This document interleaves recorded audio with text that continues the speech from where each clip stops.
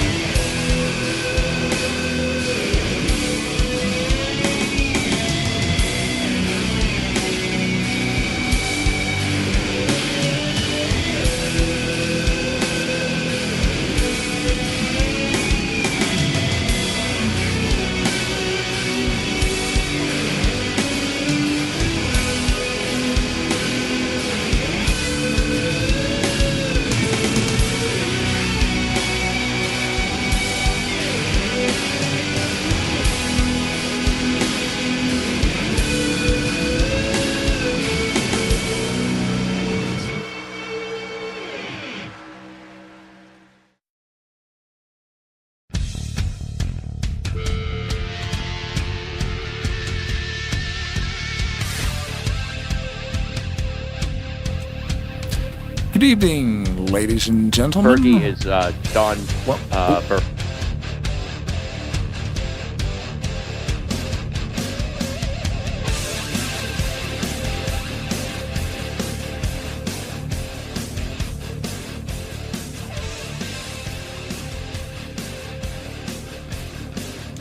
All right, mics are on again. There we go. Welcome to Tarnation TV's broadcast at the All-Star Racing League here at NASCAR Racing 2003 season.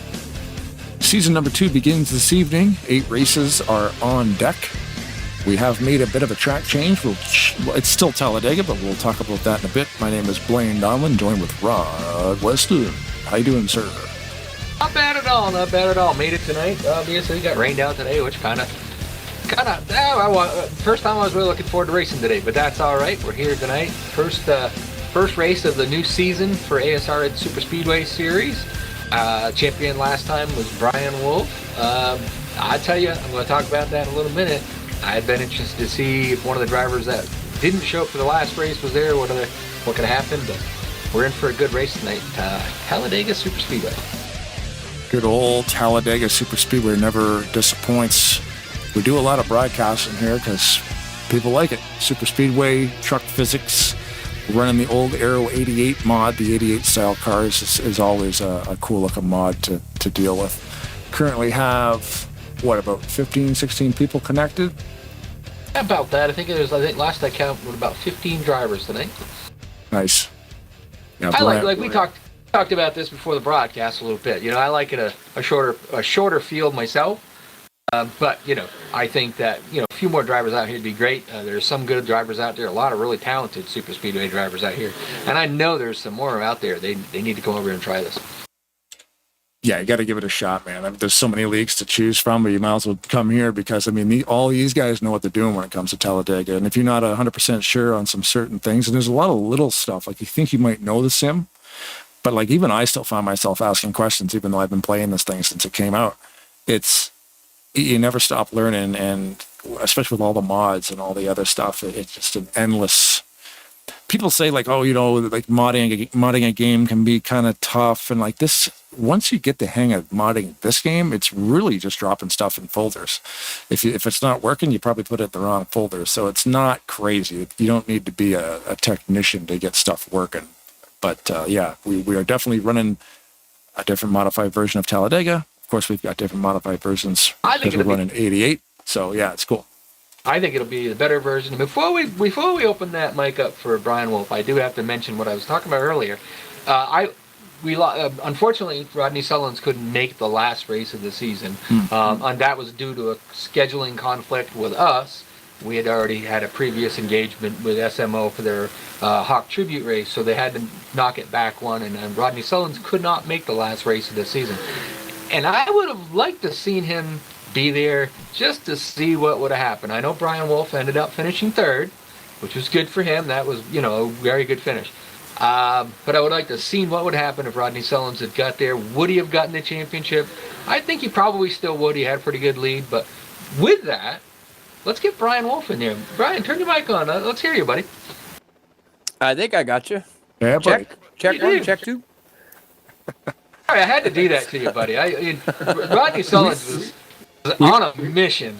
We have to pretend we can't hear Brian. Brian, are you there, sir? Technical difficulties. No, man, but yeah, Rodney was coming to get you, dude. Killing me. Oh yeah, he was, and I was really sorry to hear his scheduling thing because I really would have rather raced it out. I was real comfortable going into that last race, like we talked about last time with the championship. But I feel like I practiced what I preach. This is total points collection. There's no playoffs. There's no winning you're in type of thing. It's grab up all the points you possibly can and make every race, and that's how it's done. You know what I mean? Top five around here are crucial. But Brian, he was catching you, and he had missed one race. Well, he actually DNF'd a couple, too. But he, and I said this last time, too, he did it the hard way. He had 3 wins, which was a ton of points, with the bonus points and everything added in. So I think he was only like 13 or 14 points off of me going into that last race. Fortunately, he couldn't make it, and I was pretty, like I said, I was pretty comfortable. But I would have much rather raced it out with him, especially him coming off of 3 wins in a row. And that particular month, he had some really bad luck over at the other places he races with blown engines and stuff like that. But anyway, man, this is going to be fun tonight. You guys can probably already tell or been talking about, we have the Burnt Screwdrivers Raceway tonight. We brought it back as a throwback. It's brand new to here at ASR to us. But if you guys could real quick bring Rodney up here, he'll talk a little bit about the history of the track and where it came from and all that stuff, and we'll get that out of the way. And there he is now. Rodney, we're just talking about the Burnt Screwdrivers Raceway track that we've acquired, and it's kind of a throwback to you, but it's brand new to us here at ASR, and we're really looking forward to it. Yeah, copy that. So, I mean, if you could just tell us just briefly about the history of it. He just had to pull over. That's why he was occupied. Oh, he was out there practicing. Yeah. Yeah. By the way, Rod, before you do it, I talked you up. I think you'd have got him. But go ahead, tell us about the track, bud. Yeah. I started racing at RTG. They had that Talladega RTG V3, and I'd kind of looked at it and thought it'd be nice to have a night Talladega, because me and my families always went to the Talladega track. We'd go to every fall race. And so I thought, man, I've always wanted Talladega to have lights. I've always thought that'd be cool, and they've never done it. And I said, you know what? I'm going to see if I can get a Talladega night track made, because John Godfrey's pretty well adapted to that stuff. And so I talked to him about it, and I said, he said, what do you want to call it? And I said, well, Burnt Screwdrivers Raceway. I said, that's our team name that we used to run with back in when this game first came out, up until about 2005. And then somewhere along in there, I quit racing up until probably 5 years ago. And got one of the guys who was a part of that group had passed away, and his memorial decals in the grass, along with Earnhardt. And then I wanted to take RTG's track and get rid of the cracks. I wanted a good surface, and I wanted to even out the lanes. I wanted the dotted lines to be even all the way around. So that's kind of what John did. He made it kind of a dusky, at night track, and kind of just an idea that I had. And it's been a pretty good track. I had a lot of fun with it. I think this one, I'm watching Blaine drive around it right now, or do his drone. It's got everybody on here still. We've got Talladega Nights logos, RTG logos. Yeah. Before the Talladega Nights track came around, this track those weren't on it. This is what they used at Talladega Nights before John made his track. It just said Burnt Screwdrivers in there, and then when it goes, the racetrack on the back's got this big TV thing. I wanted that on the back, just some billboards or something just to set it apart from other Talladega tracks. And I asked for the blue walls, something, like I say, just to be a little bit different. But, night Talladega, a little throwback shout out to my old racing team, old buddies. That's kind of where it all started. And John Godfrey, I spewed a bunch of garbage out of my mouth, and John Godfrey turned it into this. Well, you were spewing the garbage. I really don't mean to cut you off. You got like 30 seconds to go to qualify, Rodney. I'm scratching mine, but man, thanks for that. We are so proud to have this track and you here in our little corner of the sim community at ASR, man. We're going to do some great things starting with this track. It's going to be a blast. I've raced on it before, like you mentioned at Talladega Nights. Hang on a second. Somebody's bellowing. But yeah, thanks, Rodney, so much for allowing us to use this track. We're going to have a blast with it. If you need to get up there to qualify, I know you'd like to qualify. I'm not worried about qualifying. It'll be all right. Okay. All right. Yeah, so that gives us a few extra minutes. That gives, I know he will, but that gives us a few minutes extra than actually. But if you wanted to get to qualifying, now's the time. Anyway. Yeah, man, we're really proud to have this track on. We finally got it on, worked out with the RLM and the folks over there, and these guys really worked hard on it. Big shout out to Dave Chin, and they're asking me for a server reset. Hang on a second. Yeah. Can you guys Palmer's can you guys throw me up real quick? Just Yep. talk to Rodney for another minute, and I'll be back. Throw me up there for a minute. Yeah, so this. Go ahead, Rod. Go ahead. Go ahead, buddy. I was just going to say there's two versions of this track. There's the burnt screwdrivers that has everything else, and then there's a burnt screwdrivers with the Talladega Nights.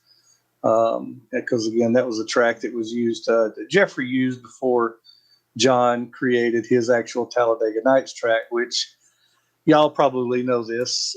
This track is based off RTG V3. I think I said that a while ago. Yep. But this track, PRL, and Talladega Nights, all three of those tracks are the same. Everything about them's the same except for a few colors and logos and things like that. John Godfrey, when after he made this one, he was talking about Talladega Nights was wanting one, and Okay, said, Blaine, yeah, you can man, pull me back just down. turn I'm it into sorry. one. That's fine.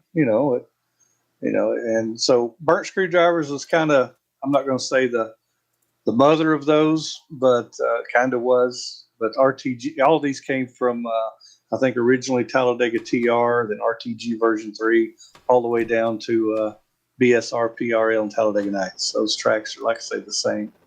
But yeah, it's John did a great job, man. Just like with that new track we're running on Thursdays over at RTG. He's another one of those where I threw out some things that I wanted to see, and poof, he waves his magic wand, and there it happens. I say that like it takes him 5 minutes. He spent obviously days and days and days on these things, but without John, none of this is happening. So John Godfrey is the reason this track and several others exist. Are you using a similar setup?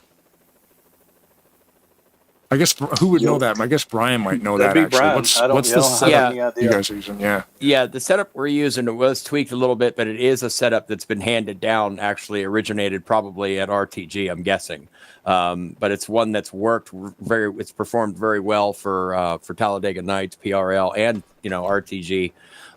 So we're giving it a try tonight. Okay, somebody reset the qualifying. So, all right, so we just went into qualifying. Okay. So that's what I was trying to segue into, thanking Rodney and John Godfrey at the same time for, creating this stuff and being a part of a sim community. Because like he was just saying, a lot of this stuff doesn't happen with if these guys aren't around, this stuff just doesn't happen. And they're so talented and so creative with this stuff, man. It just blows my mind sometimes, but man, we're really proud to have BSR, the track, and you, Rodney, and your teammates over here racing with us in our little corner. Like I said, which kind of segues me into our sponsor. Bryant Motorsports and Auto Sales. Dave Chin, he doesn't like to be called owner, so we'll just call him the operator. We'll call him the lead admin here at ASR. His boss owns the company, the auto sales, Bryant Motorsports. Now, we've kind of come in contact with a little bit of celebrity here through our sponsor, as his nephew, our sponsor's owner's nephew, is actually the Butterbean Queen, Brendan Queen. He's an ARCA driver, and he now has 7 wins on the season. This guy is just hot on a roll and just loaded with talent, man. We want to watch him come up because his first Xfinity debut is actually going to be at Bristol next Saturday. And from what I understand, he's about to sign, or has signed, a 2-year contract with Dodge, coming back into the sport. Wow. To run a full truck series for the next 2 seasons with an option for a third. You might know him by seeing his videos on Facebook and stuff. He's the guy that goes to Waffle House. He's a big Waffle House fan. He takes the team and his trophies and stuff to Waffle House to celebrate his wins, which he's done 7 times this past season, including Daytona. So we really want to endorse this guy and give him a big shout out and tell him Bryant Motorsports, thank you so much for the sponsorship for our little series here. And without all these elements coming together, it just doesn't happen for us. We are going to qualifying is just about over. So yeah, we're going to get on this track, man, you should see some 3-wide stuff. I'm really hoping. Excuse me. I think we will. It usually doesn't take you guys long to do some 3-widen, especially when there's 17 guys out here tonight. So we got a good stack. And with this new track, it is a 3-lane track, and you're probably using the 3-lane setup. Yeah, not bad. And also, I mean, we haven't really had time to practice together with it, so it may get hairy. You never know. But I mean, things happen when you got, like you said, 17, 18, 25, however shows up, all trying for, to outdo each other at the same time and get there first. There's going to be some friction. Yeah. But it's good. This track is definitely going to provide 3-wide racing for us with the setup that we got. And man, I'm looking forward to it. I am raring to go. I'm ready to go. We're going to have to come from the back there, Rodney. Yep. Qualifying's just about over. We're going into happy hour. I got to give these guys a little drivers meeting here at the beginning. Here at ASR, well, especially in this series here, Super Sundays, we really don't have a rule book. Not a very thick one anyway. So, I mean, these guys all know the etiquette rules and, the rules of this format and how we score and stuff like that and how to serve penalties and all that good stuff. So hopefully we'll keep the yellows low and keep the rubber side low and the shiny side up. And we're going to have some fun, man. I hope some folks are watching us tonight. Yeah, there's a few in there right now. This too. I guess we better let you guys get back up there into happy hour and do the driver meeting things. So. Yeah, before we do real quick, I just want to say thank you to Bryant Motorsports and Brian and ASR and David Chin, all these guys for just doing what they're doing to do this on a Sunday. It's a good time. And thank you for you guys for broadcasting. In case I don't ever make a podium this year. This season, I want to get those thank yous in there now. Now that's funny. That's funny. Listen to this guy.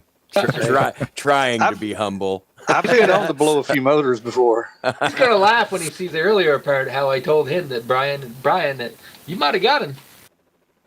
Yeah, I would have rather him raced it out with me that last, but he was on vacation or he was spending time with family and stuff, which is actually more important than this. But it helped me breathe a little bit easier on that last race, that's for sure. It would have been fun. I promise you that. I couldn't do it, but yeah, I had a good time. Went to the Gulf Shores and then spent time with my family in Alabama. Awesome. Yeah. All right, so let's get it done this time, man. Let's race it out this season, Rodney. Let's do it. All right. Thanks, Thank you guys for being here and broadcasting for us, man. I look forward to watching this one after. We're going to have a lot of fun. Thanks for having us. Good luck, guys. Yeah, thank you very much to Bryant Motorsports for sponsoring another season here, Fluid Studios, and getting in there with Bryant Motorsports and figuring out a way to get us in here is super cool. And yeah, hopefully we got another 66 laps. They haven't really changed too much with the format. And yeah, we actually we have the sponsor, Bryant Motorsports. Do you want to run the commercial? Let's do it. Yeah, let's do that. We'll catch you here in a couple minutes.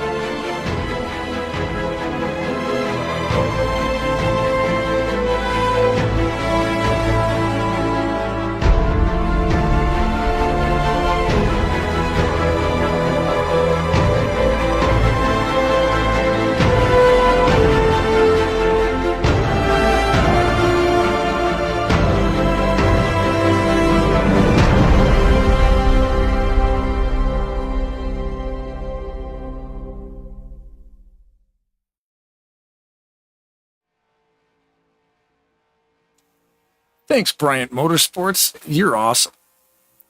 Yeah, and that was neat. It's like I don't know how they put that together with, it's just like a bunch of still images and whatever, but they put it on their Facebook page, and Wolf sent it to me. He says, is it possible to play this on the broadcast? I'm like, sure, I can do whatever I want. So thank you, David Chin, for the sponsorship, and Bryant Motorsports for the, quality service over the years. Apparently, according to that video, it's been around a little while. Tell you, there's some nice cars that they've gone through them doors that I wouldn't mind owning. Yeah, you mentioned a couple while we were off bike there. GTO. Wow. Yeah. That GTO is nice. But now let's get back to what we're here to do. Get back onto the Superspeedway racing tonight. Thank again. We've got a big praise for John Godfrey for what he's done. I'm so glad that this is the track they chose. We kept, kind of pegging at them that they ought to do the Talladega Nights track. At that time, neither one of us knew that that's where the Talladega Nights track had come from. These guys of the other track were trying and attempting to go 3 wide, but just couldn't do it. Tonight, I think you're in for a real treat because you're going to see some good 3 wide racing. Yeah, every Talladega track in the game spawned from the original launch of NASCAR 2003. So the core Talladega was the template for all these other ones, and it was just a matter of finding the right combination. And this BSR track, people don't change too much about it. They might change some trackside objects and the textures. Maybe they change the color of the grass, color of the walls, stuff like that. Different logos on the infield. But at the core of it, the heat, the grip, the texture, like the actual racing surface and the tire wear and all that kind of stuff, it all pretty much stays intact because this is probably the best version. Anything that spawned from this is the one. And at Talladega Challenge on Thursdays at RTG, see that they will be back there this Thursday. We'll also be at Maverick. Going back to Maverick, be at Atlanta on Tuesday, which is also known as Echo Park. And of course, 1 week from right now, we'll see you back here for some BSR version 3. They changed it a bit. They're running, RTG is running a version 4 where they've actually widened pit lane. And when we were racing there last Thursday, I'm like, I don't really see a difference. Well, now back here at the regular format, the regular pit road, I can't really see a difference. The pit road is a lot wider on version 4. And of course, that also was done by John Godfrey. So it's the guy just never stops. Yeah, now we kind of got talking a little bit, which we always do sometimes, but just Greg Palmer took the pole, Jeffrey Elliott, Perry Bond, and then Dennis McCarthy and Chuck Taylor as your top 5 qualifiers. That's kind of a who's who of Talladega style racing or super speedway racing up there. Not knocking out, Rodney Sullins and Brian Wolf. Them guys are really good, but they didn't qualify, so they were busy up in the booth with us. So yeah, as is tradition, the game just locked up per normal. But we'll get her rebooted here and we'll see some cars super speedwaying. I see some cars out there that look the same, and that is their team cars. We got the Wolf Pack out there that got cars that are all looked about the same. You might have to give us a minute or two sometimes just to figure them out. Yeah, because the only thing that's going to be different is the name scribbled across the top of the door. Yeah. And the number that's on the car, of course, would be different. But other than that, they are running the exact same scheme. The views that I get, I don't have the fancy views that Blaine does for some of these super speedway tracks. But the views that I got, sometimes it takes a minute or two. Blaine, we can do one restart if you need. Only see the back or the front of the car, and it's not real easy to see what number that car is. Brian Wolf on mic there. We're in contact with him on the track. He's just seeing if we needed a restart, but now we'll be all good. I was in the qualifying session, so I'll be able to rejoin. The only difference the viewers will see after a mild game crash like that will be the pit road will be rather vacant. The war wagons disappear. And then the pit road chase cars just turned on pit road. But you got to remember, we're at Talladega, so it's not at the middle of the super speedway. It's not the corner. It's at the end of the corner. That's at the end of pit road and a little bit further beyond that, where they get the green flag. Yeah, it's a very unique track in that way. Like all the tracks they run in the NASCAR Cup Series, it's the only one that has the line pushed back. You know, usually it's in the middle of pit road, and you get like a weird outcome with under pit cycles. You don't really like, oh, you're in first, you're in second. You got to kind of wait a few laps. Here, it's a little easier when you're going down pit road to know that nobody's going to pass you. Yeah. Greg Palmer got the early league out there. He pulled up on the high side right in front of Jeff Elliott. Dennis McCarthy behind him. Polster right behind them. Harry Bond, that's a guy we haven't talked much about this year over here. He's not new to the Superspeedway. I'm going to tell you right now, he's a heck of a driver. He's really good at the Superspeedway stuff, and I'll tell you, if you look in that rearview mirror and you see Perry Bond behind you, you know you are going forward because he is one of the greatest pushers I've seen in this game. It's weird how, like, even though you run a fixed setup and all that type of thing, it's wild that certain guys are just good at certain stuff, especially on gigantic tracks like this. Now look Jeff at that Elliott. move. Yeah, like Jeff Elliott got a really good push by Dennis McCarthy, pulled out to the lead. Dennis didn't really follow him, but boy, Jeff just that old Toyota Camry, she's breaking through that wind pretty good. He made a power move on the outside there. But there again, remember, we're not talking the track that we ran last week. There are 3 distinctive grooves out here, and you can run them all three of them and do really well. So my GNL is reporting checkered flag. So now I'm not going to get a lap counter. I've got it going though. I see what you mean. We are on lap The 3. broadcast. Yeah. It's pulling from GNL and it's saying checkered, so I don't think we're going to get a lap counter. That's all right. You can keep them informed on what lap we're at and where we're going. Yeah. So there we go. Jeff Elliott, he led a lap. I think he led a lap a little bit. Greg Palmer got a little bit underneath him. He just let him go. Remember, this is an 8-race season. Every time you lead a lap, that's points. Yes, leading the most laps will help you out as well. But Jeffrey Elliott just elected to just drop back. He's going to probably go back into the field a little bit. Find a good place to sit, ride it out for a little bit. Tell you, don't count out Jeffrey Elliott, one of the better Superspeedway racers out there. A lot of guys out here are really good Superspeedway racers. They don't show up for this just because it's an easy race. Anybody that thinks this racing is easy has never done it. Easiest way to learn, because it's all just full throttle, turn the wheel. So you want to learn how to do it, Deb. To master this, you get done racing at this, you have such a headache. Your brain is fried from playing chess with 20 different people at 200 miles an hour. Yeah, cover me here. I'm trying to fix this. Jeff Elliott tucked in behind. Now he's in behind Rodney Sullen. So Rodney Sullen is already up in the top 10. He's pretty much, I'm trying to figure out, about 5th and moving forward. Pulled down behind the bottom, down below Chuck T in the bottom there. Speaking of Chuck T wanted to give me a shout out to his father. I believe his father, Doug Taylor. He's 87 years old, lives in Copperfield, North Carolina. Chuck just wanted to give a little shout out and thanks for watching tonight. And Chuck's out there trying to get the lead, buddy. 29 to the booth. Dennis McCarthy actually has gotten the lead for a moment on the high side. Missed out on that. I was not watching. Postal's taking the high side. Look at this now. They're 3 wide going through the tri-oval. We talked about how this track was going to get us a lot more 3 wide action, and that's what's going on right now. They're 3 wide going down into turn 1. Postal doesn't quite have a good grip behind him, the good group behind him yet. Jeff Elliott's just tucking in behind him. Brad Otto behind them. Once they get tucked in there, I think if they get maybe one more car up there, great. John Godfrey has just pulled up there with them. They might make that high side work. 29. The biggest thing about this track is that high side is you get up there. Okay, you guys got us now. I was just looking at the TV, make sure you're okay. You had a little bit of an internet lag right there. Looked like Brian Roslin just kind of turned a little off, and then he caught Brad Otto with him.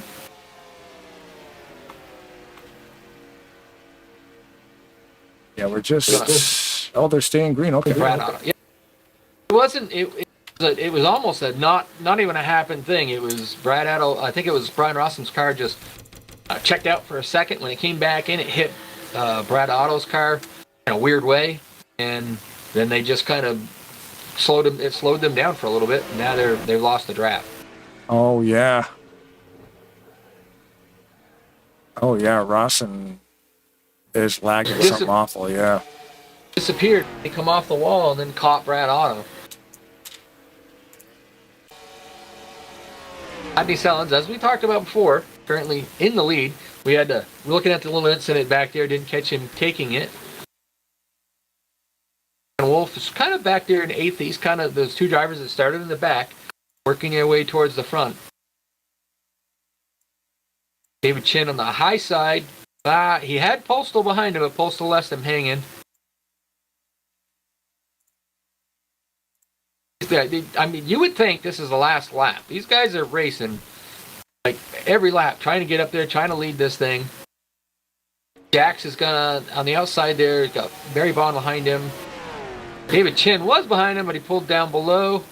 Brian Wolf, Jeffrey Elliott, all on the high side there. Chuck T got kind of dropped back. I mean, Chuck T was going for the lead just a minute ago, and it's just to show you how quickly you can be hung out the drive and just drop back. Not out of it. He's still in the draft. He just got kind of hung out there and kind of pushed back a little bit. Now he's just going to get back in line, see if he can work his way back towards the front. Temporary fix realized there with this new graphic setup. No! Oh my goodness gracious me. Didn't see what happened there, but it happened at about the 2nd place position. That's a lot of cars. Yeah, we'll load that up, back that up. I'm just backing up. Trying to see if I can figure out what happened there. Looks like. Okay, so Dennis McCarthy just, he just got too close to the back of Rodney Sellens. When he did, it caused Rodney to get a little bit loose. Rodney saved it, but Rodney did save it. Wow, lift. That's an awesome save. Dennis McCarthy had to lift, and I'm telling you right now, he lifted a little bit. Greg Palmer was right there. Jax is right there. All of them guys, no idea what was going on. No, it happened so fast, and a bunch of them got flipped over. And hopefully, they'll still be able to make the show. Right along with Perry Bond there in the 60. Yeah, it's like, where do you go, right? You just drive straight and hopefully everything clears its way. But Perry caught up in that as well. Literally just Dennis got in the back of Rodney Sellens, and not intentionally, like you said, it was just a timing wrong on the push, and it caused a bunch of mayhem. It's like John Godfrey is involved, Perry Bond, you said, Dennis McCarthy. So Jax is out. Rossum lost lap, so he might have lost that due to his internet connection problems. Yeah, I saw him go into the pits. He might have had really bad. So he probably had some damage or tire wear that he had to fix. Yeah. He did duck down there after the incident with Otto. Sorry, I keep bumping into my microphone on my keyboard. So David Chin's gonna stay out. Try to probably lead the lap. Yep. There's Otto there, and Sellens right behind him. Postal, Shalinski, Berge, Jeffrey Elliott, Chuck Taylor, Brian Wolf, John Godfrey, Perry Bond, and Greg Palmer. Dennis McCarthy still out on the track. He's playing catch-up, so. Curious. So Brian Wolf took left side tires. Rodney Sellens took none. Fuel only. Bunch of the other teams, everybody's taking tires. Rodney Sellens was the only one that did not take any. Brian Wolf took left sides. Early in the race like this, I wonder, if that's kind of one of those things. Guys are just going for the track position. Or if it's actually a strategy thing. You would have to change tires probably once. You could probably, if you've never slid the tires and everything, you could probably go the whole race without changing tires. There's very little wear. But a lot of times, a lot of guys will just take 2 tires, just kind of keep a fresher tire on there per se. Right. Looks like, of course, obviously Rodney Sellens come off pit road first. Jeffrey Elliott was behind him. Postal behind him. Not Very yellow sure. here, so I'm going to reset my ticker. I'm going to try it one more time. Top Brian Wolf only take left side tires, but he didn't make it out there out there as fast as I thought he would have. So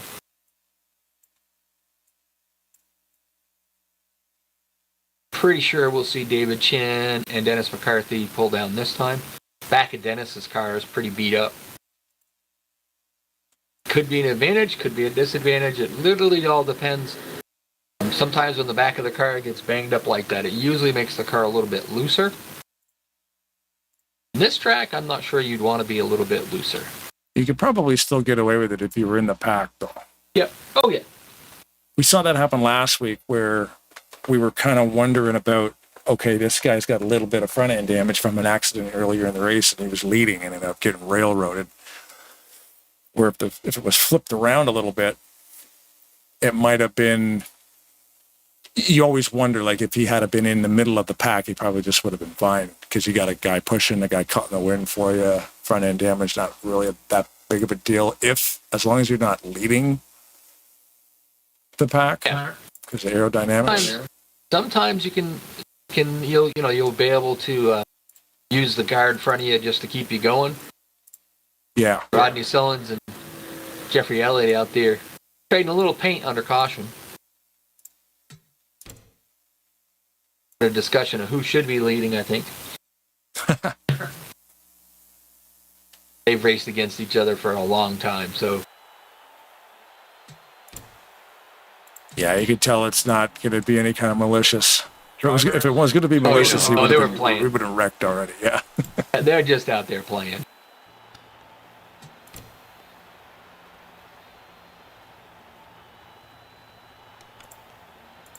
I saw Paglia here earlier, but he did not make the show, so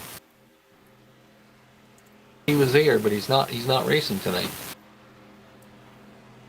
Yeah, I don't know why I just tried to reset my tickers one more time to get proper lap information, but it's not working. It's still saying that the checkered flag condition, which is wrong. But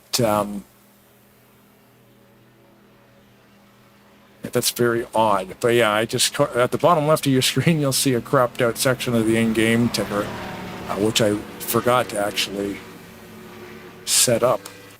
That's funny because that's a thing I always had as a fail-safe, and I forgot to set that up. So that's going to go on the note sheet for the brand new broadcast setup. The problem with that thing is, if I was, for instance, right now I'm on the leader, Rodney Sullins. If I was to focus on Brad Otto in the 47, you'll see that the 12 will go down to an 11 because it shows you what lap the car is on that I'm looking at. So you'll notice it'll switch to 0 when I'm on the pace car because the pace car doesn't do laps. So I'll try to stay on lead lap cars for the majority of the race anyway, so it shouldn't be an issue. If you're wondering why the lap counter's flopping around.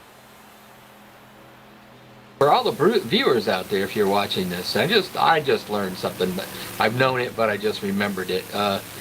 Change the quality of your settings. If you look down to the bottom of it, you'll have like a little gear down there. If you click on that, YouTube? Yep, on YouTube.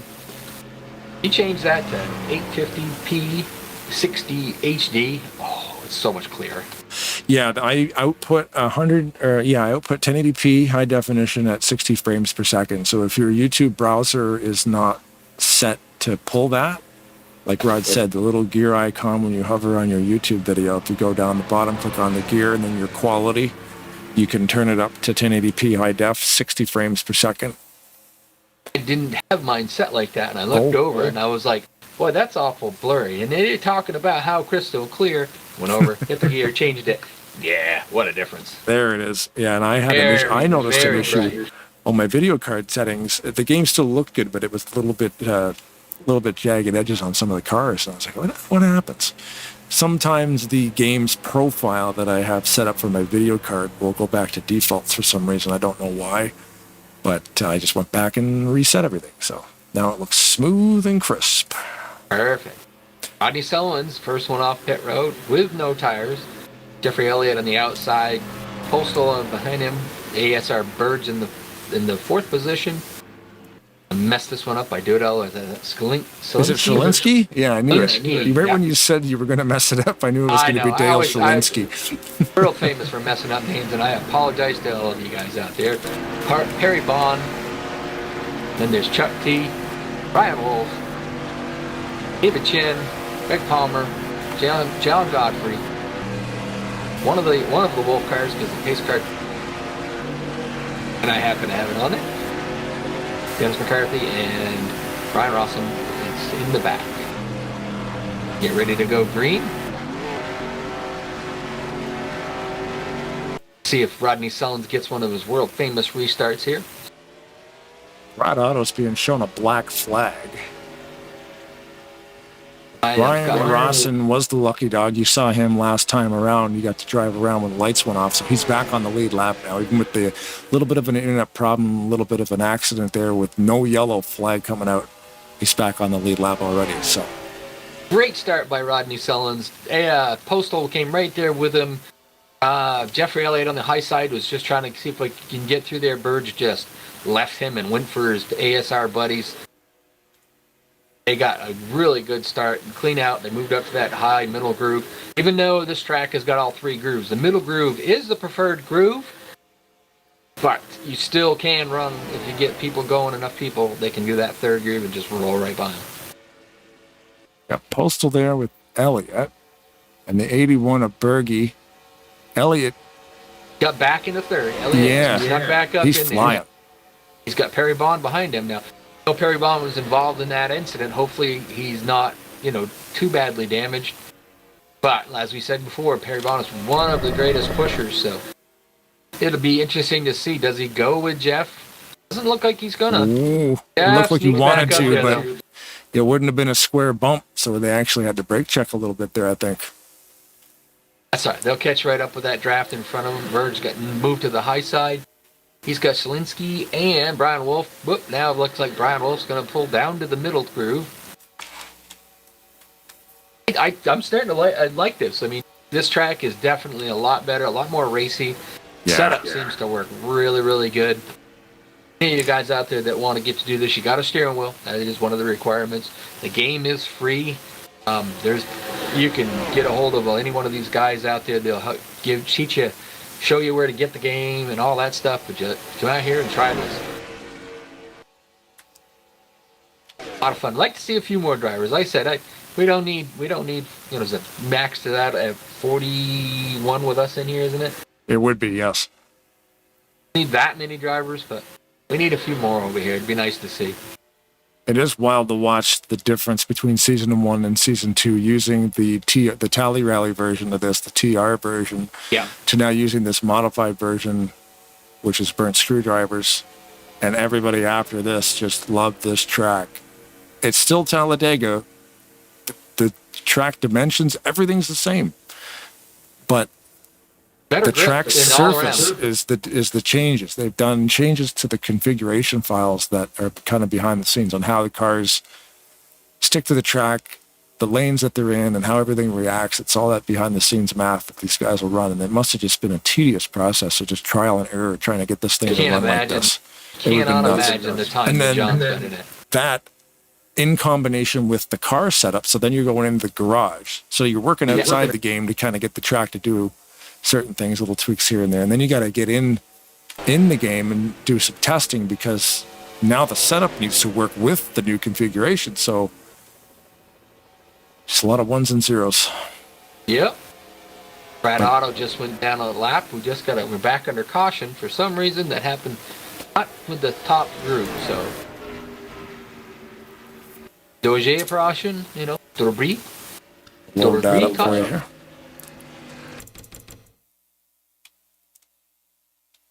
Tell us what the caution's for, does it?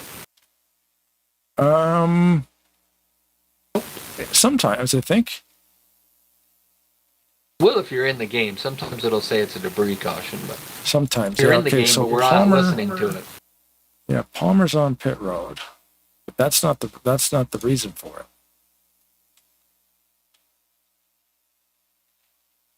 I'm just looking for the point of yellow. There it is. There. It might have been.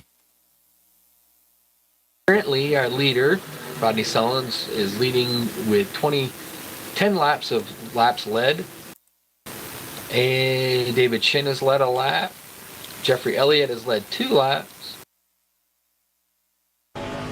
Chuck Taylor's led a lap. See, right there, the yellow comes out, but I can't find a reason for it.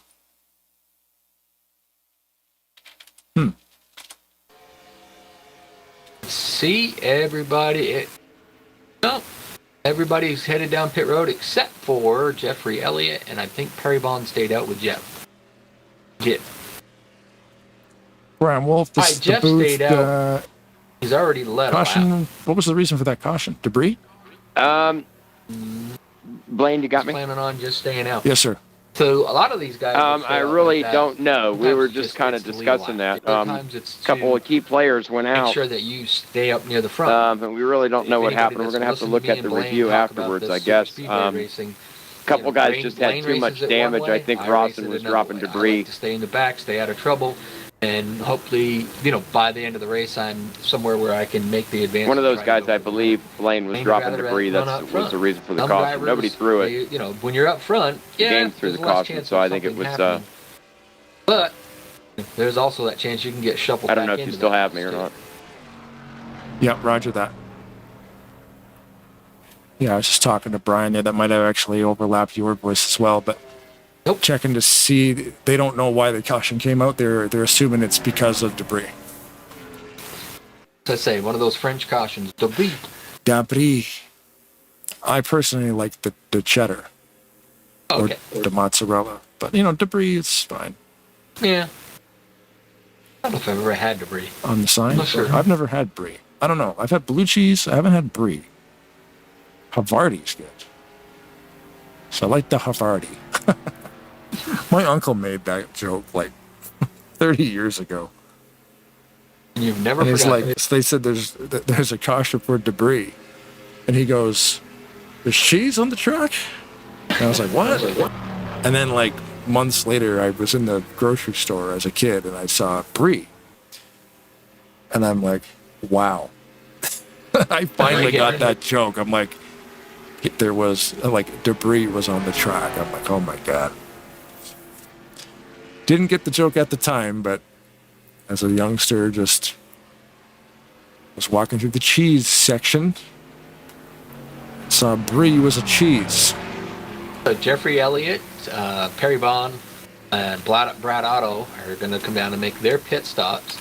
I believe Brad's going to be the lucky dog. He should be. So he's coming down to do his pit stop. I'm going to see what Jeffrey Elliott and Perry Bond does for their pit stop. We know they're going to fill it right up full of fuel. What are they going to do tire wise?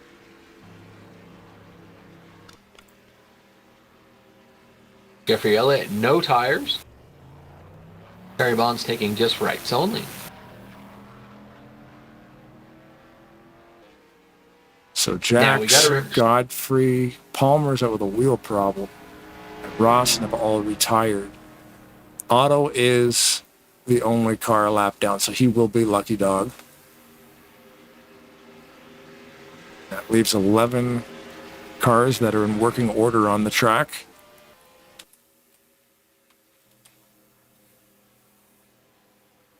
Like I said, guys, anybody that wants to come out here and race, you need a decent enough computer to do it, steering wheel, come play, have some fun with these guys.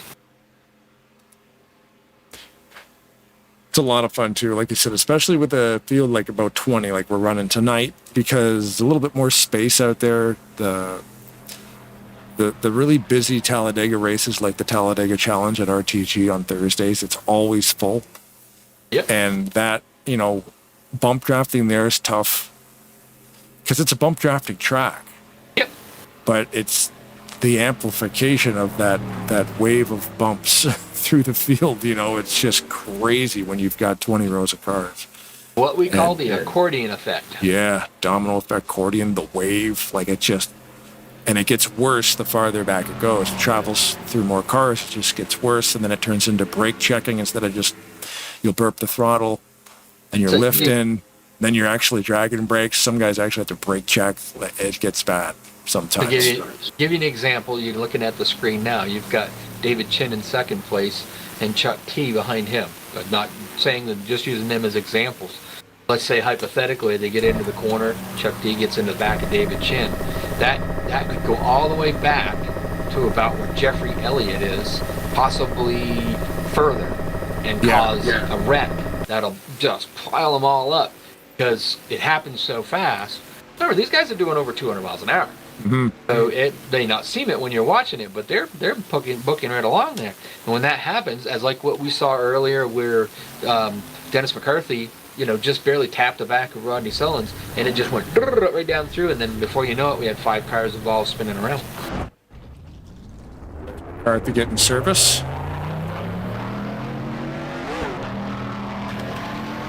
After that, Rodney Sullins is back out front. You can see the lights are off, so we will be going green. David Chin's on the outside. Chuck T. ASR Burge. Oh, Brian Wolf.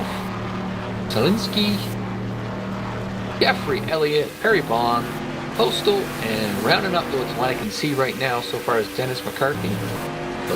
Is that our last car running? Nope. Yes, he is.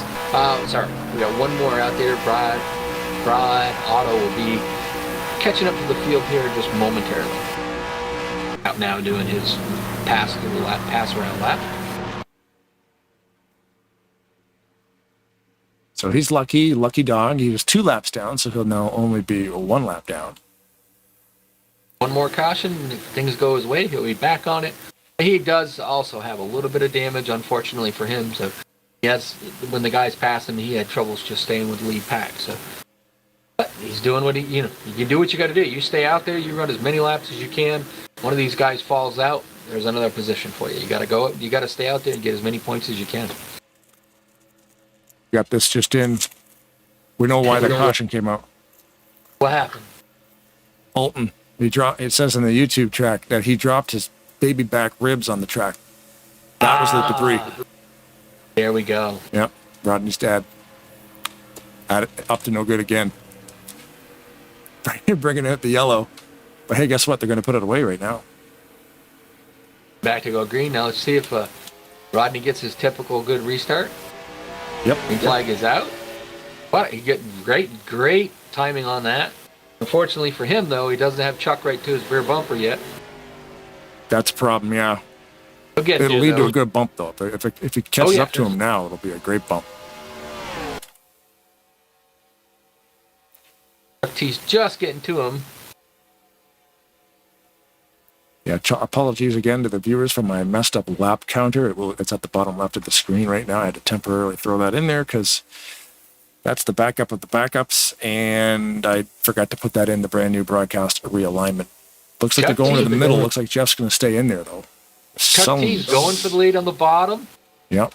Rodney Sullins in the middle with Jeffrey Elliott behind him. David Chin and ASR Burge right behind him, and the ASR Postal. ASR David 10, ASR Postal, ASR Burge. All lined up on the high side. Looks like Chin's going to get it. A little bit of teamwork going on there. This is what we were talking about right here now, that 3-wide racing. They could do this.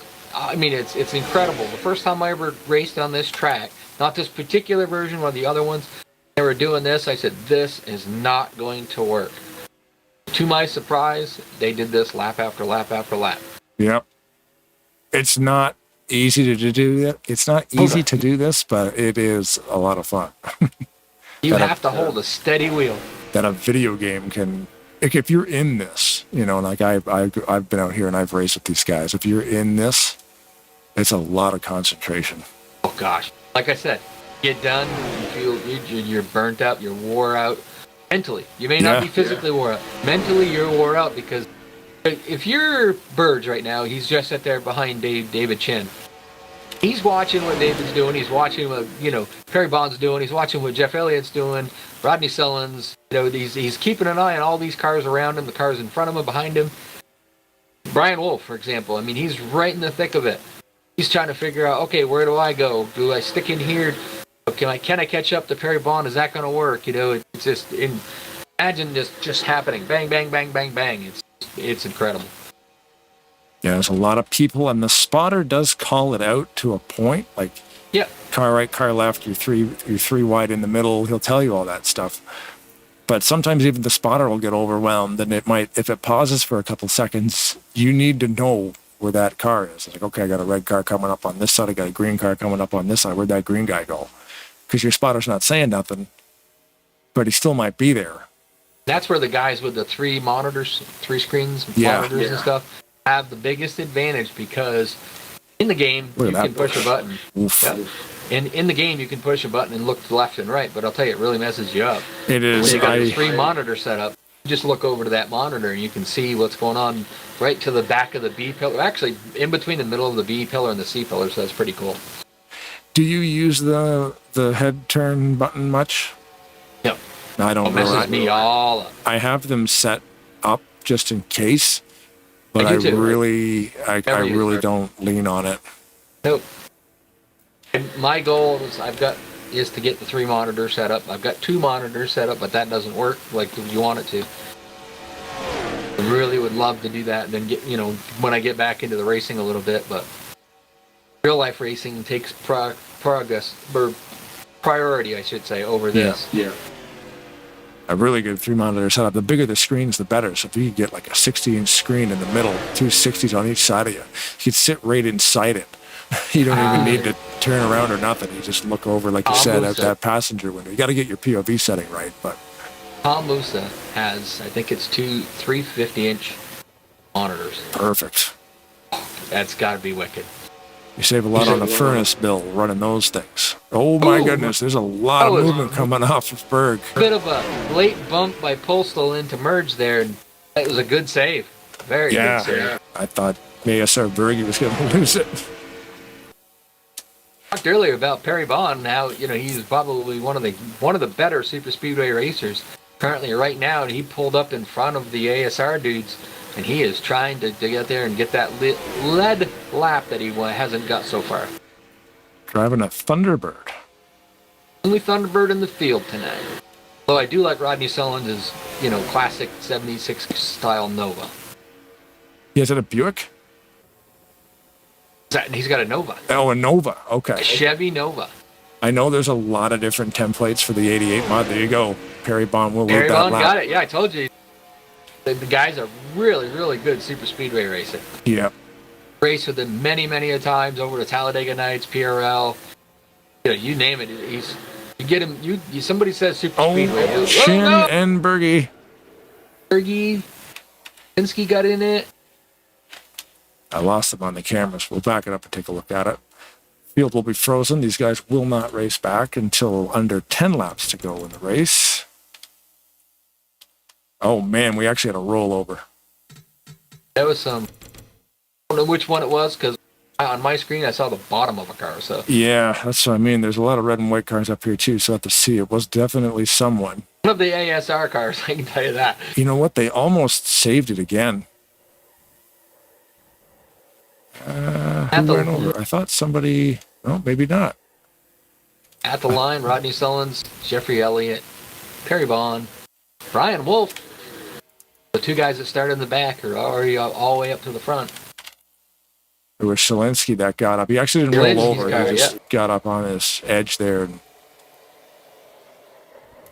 Well, some of them, Shalinsky got pretty good damage there. I don't know if some of the other ones just slid their tires. If you just slid your tires... This is what it looks like when you're inside this thing doing 200 mile an hour. ASR Postal went up a little bit there on 2 wheels. That's a wicked drive through that. Shalinsky's up on his side, slides it around, just turns it straight and drives it. Yep, you can see him now in the cockpit, just drives it away. No big deal, just another day. Never gave up driving that thing. No. Was still steering the wheel and driving it, braking. Oh yeah, see, downshifting. Never gave up on that. Look, there he goes, back up to 3rd gear, and away he goes. That's pretty awesome. Let's see, we're coming down. I think David Chin's going to stay out. Has he Yep, led a lap Chin yet? is a- Has Chin, Chin led has a lap? led two, yes. 2 laps. So he's probably more on a fuel mileage strategy. We know that they can go about 19, 20 laps, and that's if and or, you think pitting like this time, you still like to believe we're going to have a 2-stopper. We still got about 37 laps to go, probably 36 when we go back, maybe 35 when we go green. They can only do about, they might do it in 1 stop then. They'll be doing it in 1 stop. Yeah, because So they can get that's about 19 or 20, I believe, on Yeah, I think it's 19 or 20. Doing my math in my head wrong. Oh, let's see. I didn't catch it off pit road. I think Sullen's was the first car off pit road. David Chin, ASR Burge, and I'm gonna say It looks like Perry just blew up. no. What the heck? Under yellow. Oh, that's not good. He's clutching. I'd probably try to get it back to pit road in hopes that they'll fix that. Weird. He was involved in that earlier incident, Yeah. so it might have. Of course, then there's the random breakdown calculator.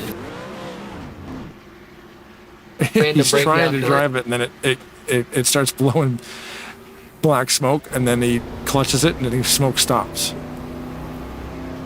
Gotta save whatever he can. Hopefully, he can get onto pit road, and maybe they can.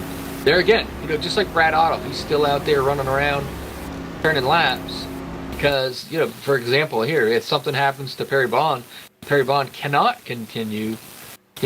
There's another position for Brad Otto. David Chin, Burge, and Otto on pit road as well as Perry Bond, who's coming down to see if he can't maybe get that thing repaired and get back out there. I've seen it happen.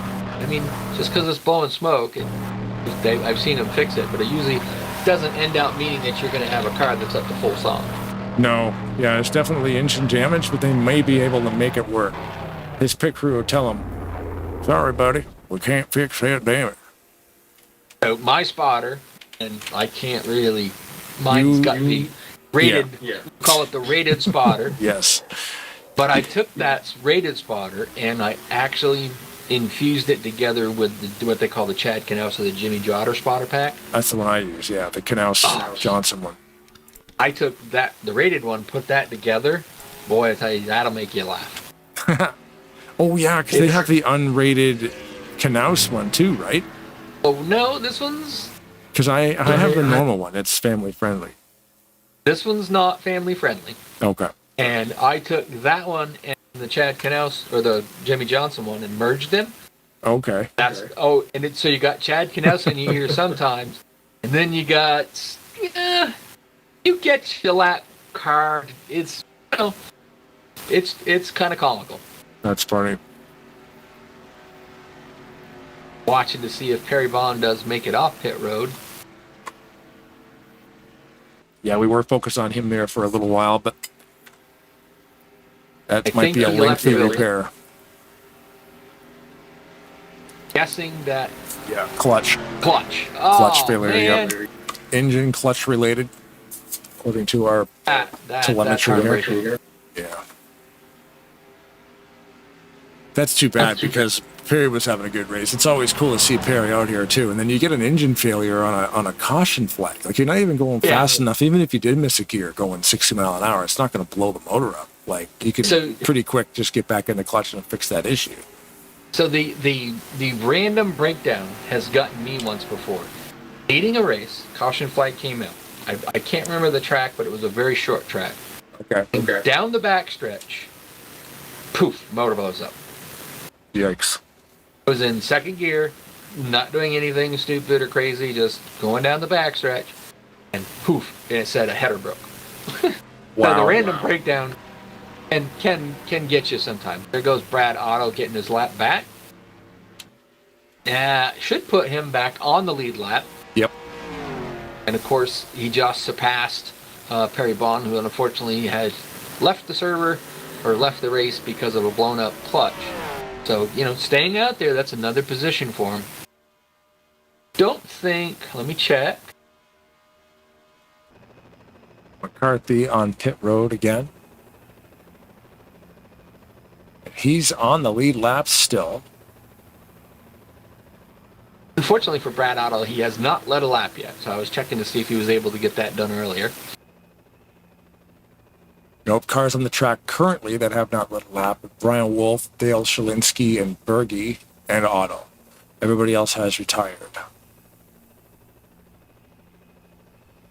So I'm just looking to see where they were be coming off pit road. Berge, Chin, all Chin's catching coming. back up. Yep. Yep, Berge's coming. Brad Otto's just making his way back around, like just getting his lap back. Dennis McCarthy has just left pit road, so he had some lengthy pit stop there. Yeah, he was in there late. So it looks like Sullins is choosing to stay on the bottom line. Jeff Elliott to his right. Remember, Row 2, the Chuck leader Taylor has and Wolf. Leader has choice, so if he decided he wanted to go to that high side, Yeah, they would have to switch spots. yep. That pace car will move out of the way. Sooner than later would be nice. Thank you. Yeah. We will be halfway through the race at the line. Thanks, everybody, as always, for watching and commenting on YouTube. Alton, Jeffrey, Brad, everybody on the YouTube channel, thank you very much. The live comments are always cool. Don't be afraid to give us a like if you like what we're doing. Rodney Sullins, a great start again. Yep. As always. Jeffrey Elliott kind of fell a little bit asleep there, but he's got Brian Wolf right there behind him. But Rodney Sullins got Chuck T right there, Chuck Taylor's really giving him a good push. Moves them right out in front of Jeffrey Elliott. They could go up in front of Jeff if they wanted to. That's what they do on the backstretch. They just pull right up in front of Jeff. I'd like to say that was like a time kind of thing like we've seen Greg Palmer, Rodney Sullins, Matt Parglia, and them guys do. I think Jeff just kind of fell asleep on that one. Showing a black flag for Otto, but that's probably just an under two-file restart thing, and that'll be cleared. No. Remember, he was the lucky dog. So he would have obtained correct. a black flag for being in. Jeffrey Elliott to the high side, down to the bottom side. Kind of put the snookered Chuck T went up to the high side. Got down, Jeffrey Elliott got right in behind Rodney Sullins. We got Brian Wolf, Chuck T, Brian Wolf, David Chin, Slinsky, Burge, and I think it's Brad Otto behind him. Have to be because I think the other Wolf cars are out. But Jeffrey Elliott is just pushing Rodney Sullins down that backstretch. Those two cars, you see that, how tight he is right behind him and how hard he's pushing him. It's making them other cars not be able to catch up or not be able to pass them because he's right tight to his rear bumper, just pushing him down that straightaway. Yeah, and that black flag, obviously, like you said, it would have been because he passed the pace car. Yep. Yeah. Passed the pace car to get his lap back. And surprisingly, Brad Otto's he's not off that bad. He's staying right with him. Yep. We saw him earlier have problems. He's really not that far off. He might have probably his damage was just enough so that when the pack caught him and he tried to get in to use the draft to keep up with him, he didn't have enough to be able to kind of get in there and pull up in and stay with him. Now that he's behind him, he's actually able to do that. Chuck T taking the lead over on the high side, getting a great push by Brian Wolf and David Chin. Pulls back down in front of Rodney Sullins. You can see Chuck and Brian are kind of using the momentum. More cars on that high side. They, instead of staying in front of Rodney Sullins and them, they went to the high side because they see that's where that momentum's coming. It's probably going to keep them out front. In an instant replay right now, watching the pass for the lead.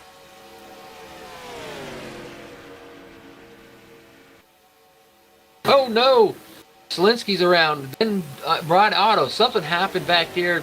Not really sure what happened. I don't know if that's going to bring out a caution. Burgess and McCarthy kind of got, yeah, we're still green. They kind of lost the draft because of it. They had to check up.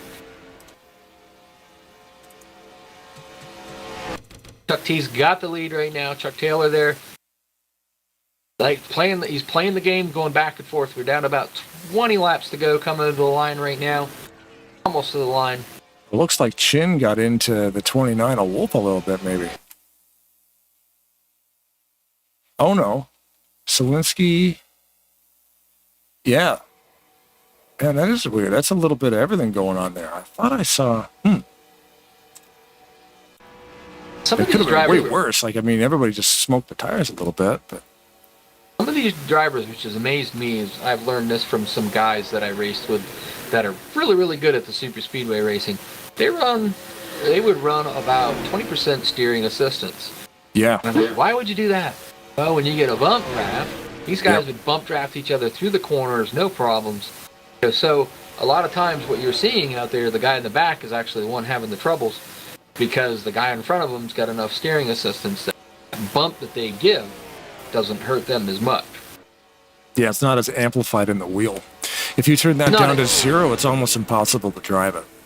It's not something that, you know, nobody's cheating or whatever. It's a setup in the game that gives you the ability to, you know, help yourself, you know, help your steering. I know a lot of guys that run with force feedback wheels.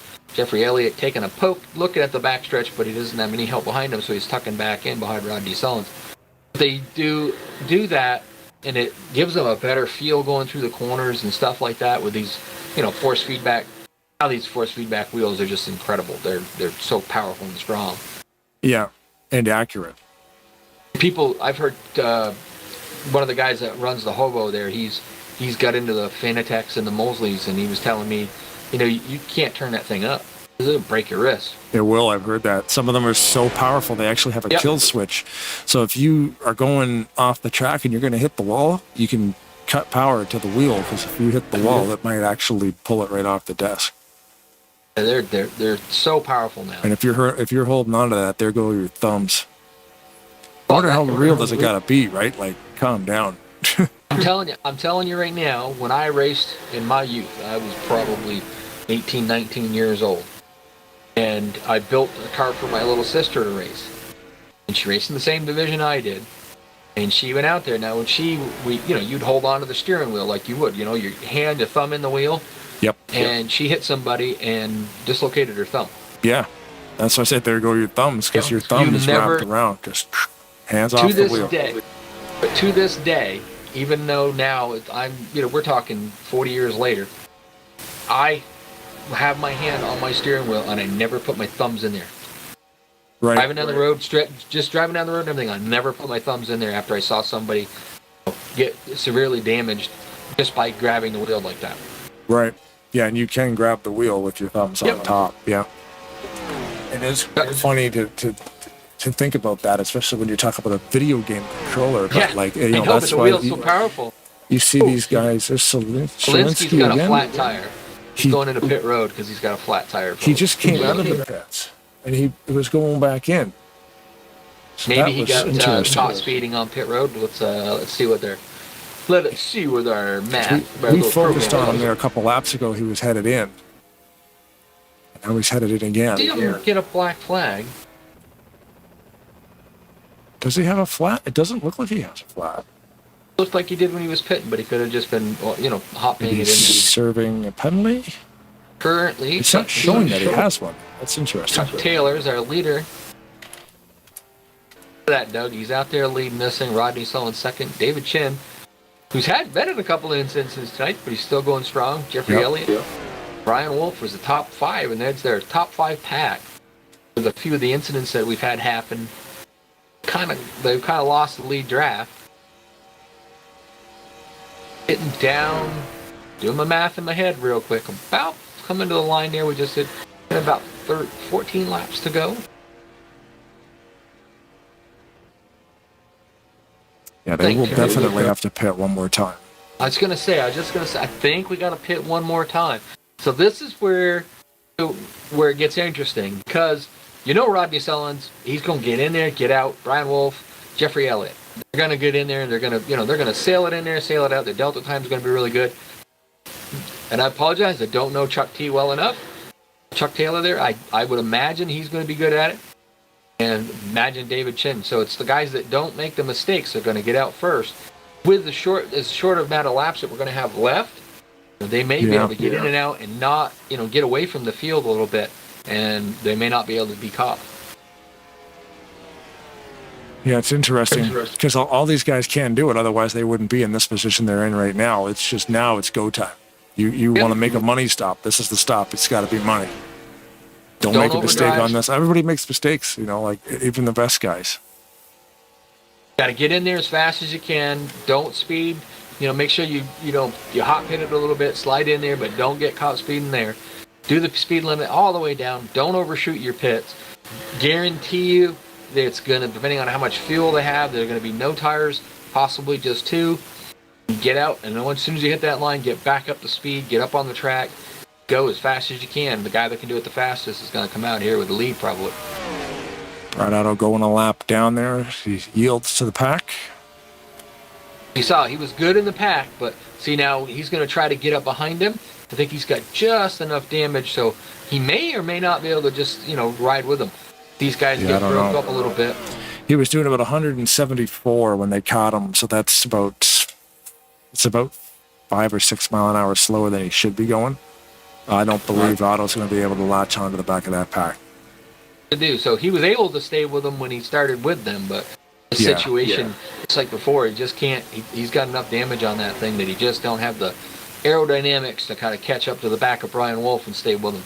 Yeah, and these guys got about 25 mile an hour on top of them, right? So they fly by pretty quick. Currently, Rodney Sullins is leading the laps led with 22. Chuck Taylor's led 11 laps. Getting down to it, he might be able to lead the most laps. Chuck Taylor might, if he's able to run this through the whole lap, run it out and stay in the lead. Pretty close. Jeffrey Elliott's trying to go underneath David Chin. He's got Brian Wolf right behind him. David Chin's just a little bit, far away from the other guys in front of him. But no, Brian Wolf said, no, I'm not going with you, Jeff. But now he is. He's just not sure I which think way they might just be playing around a little bit back there too. Well, maybe. They also could be, we're getting down to it. We're getting down on laps to the point where about 20 laps to go. Yeah, so now they could technically pit anytime they want and make it to the end. Because you can get about 19 on a tank of gas, I think. You'll see him do probably one more lap, and then we'll start seeing pit stops. David Chin on the outside pulls right out in front of Jeffrey Elliott. Jeffrey gives him a good push going into the corner. Brian Wolf's trying to decide which line he wants to go with.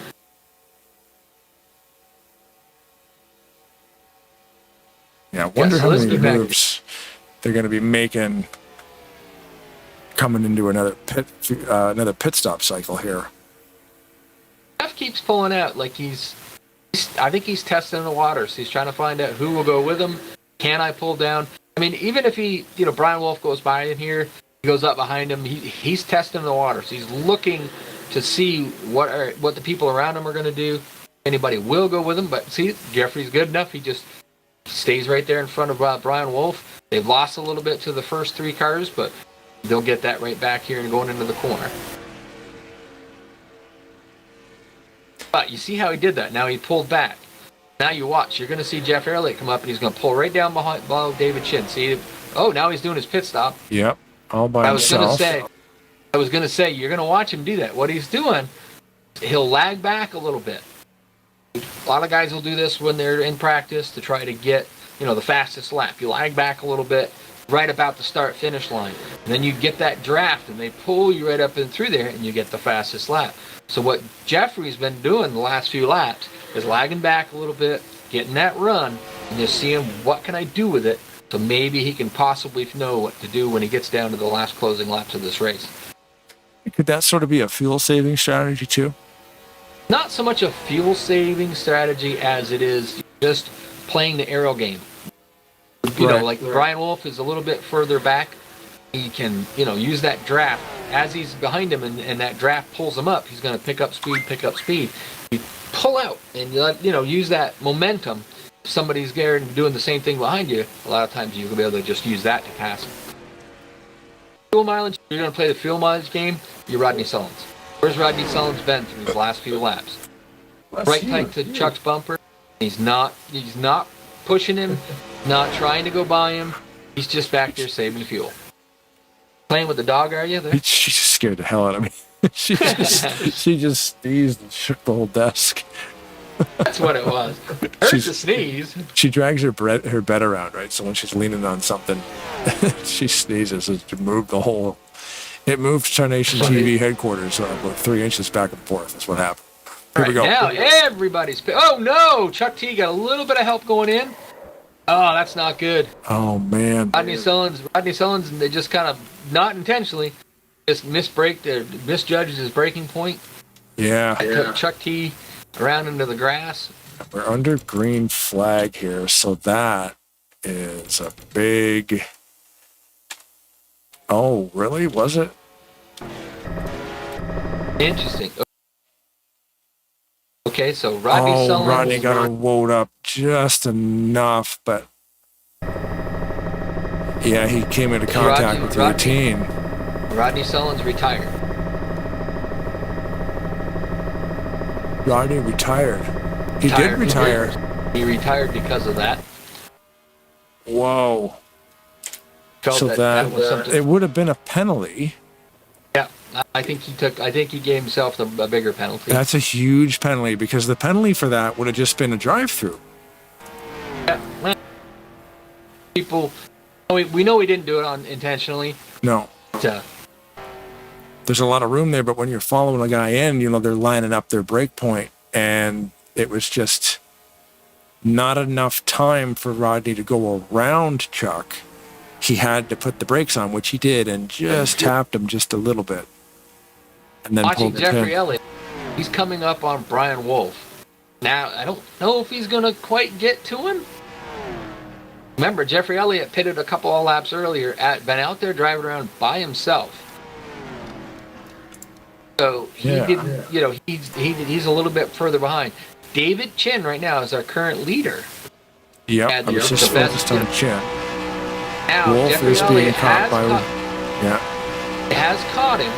So now those two guys are going to be a bit faster than David Chin. So, with... Elliott and Wolf have raced a lot together before, so Elliott just did the leapfrog game there.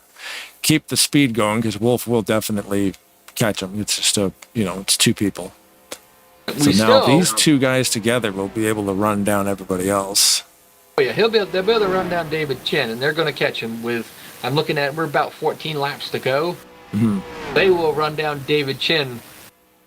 It's going to take them a few laps, but they got the time. They've got time. As long as they run nose to tail real good, they will catch him, and then they'll probably go by him. David Chin will be able to get him behind them.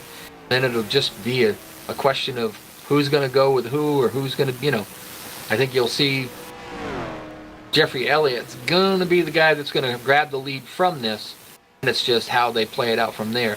You still got some of the lap cars out there, or I would say lap cars, but other cars out there that are still pretty good, just gotten, shuffled out of the draft because of, certain circumstances. We saw a few of them just, have a little bit of a hiccup and they lost the draft. So they could come into play in this too.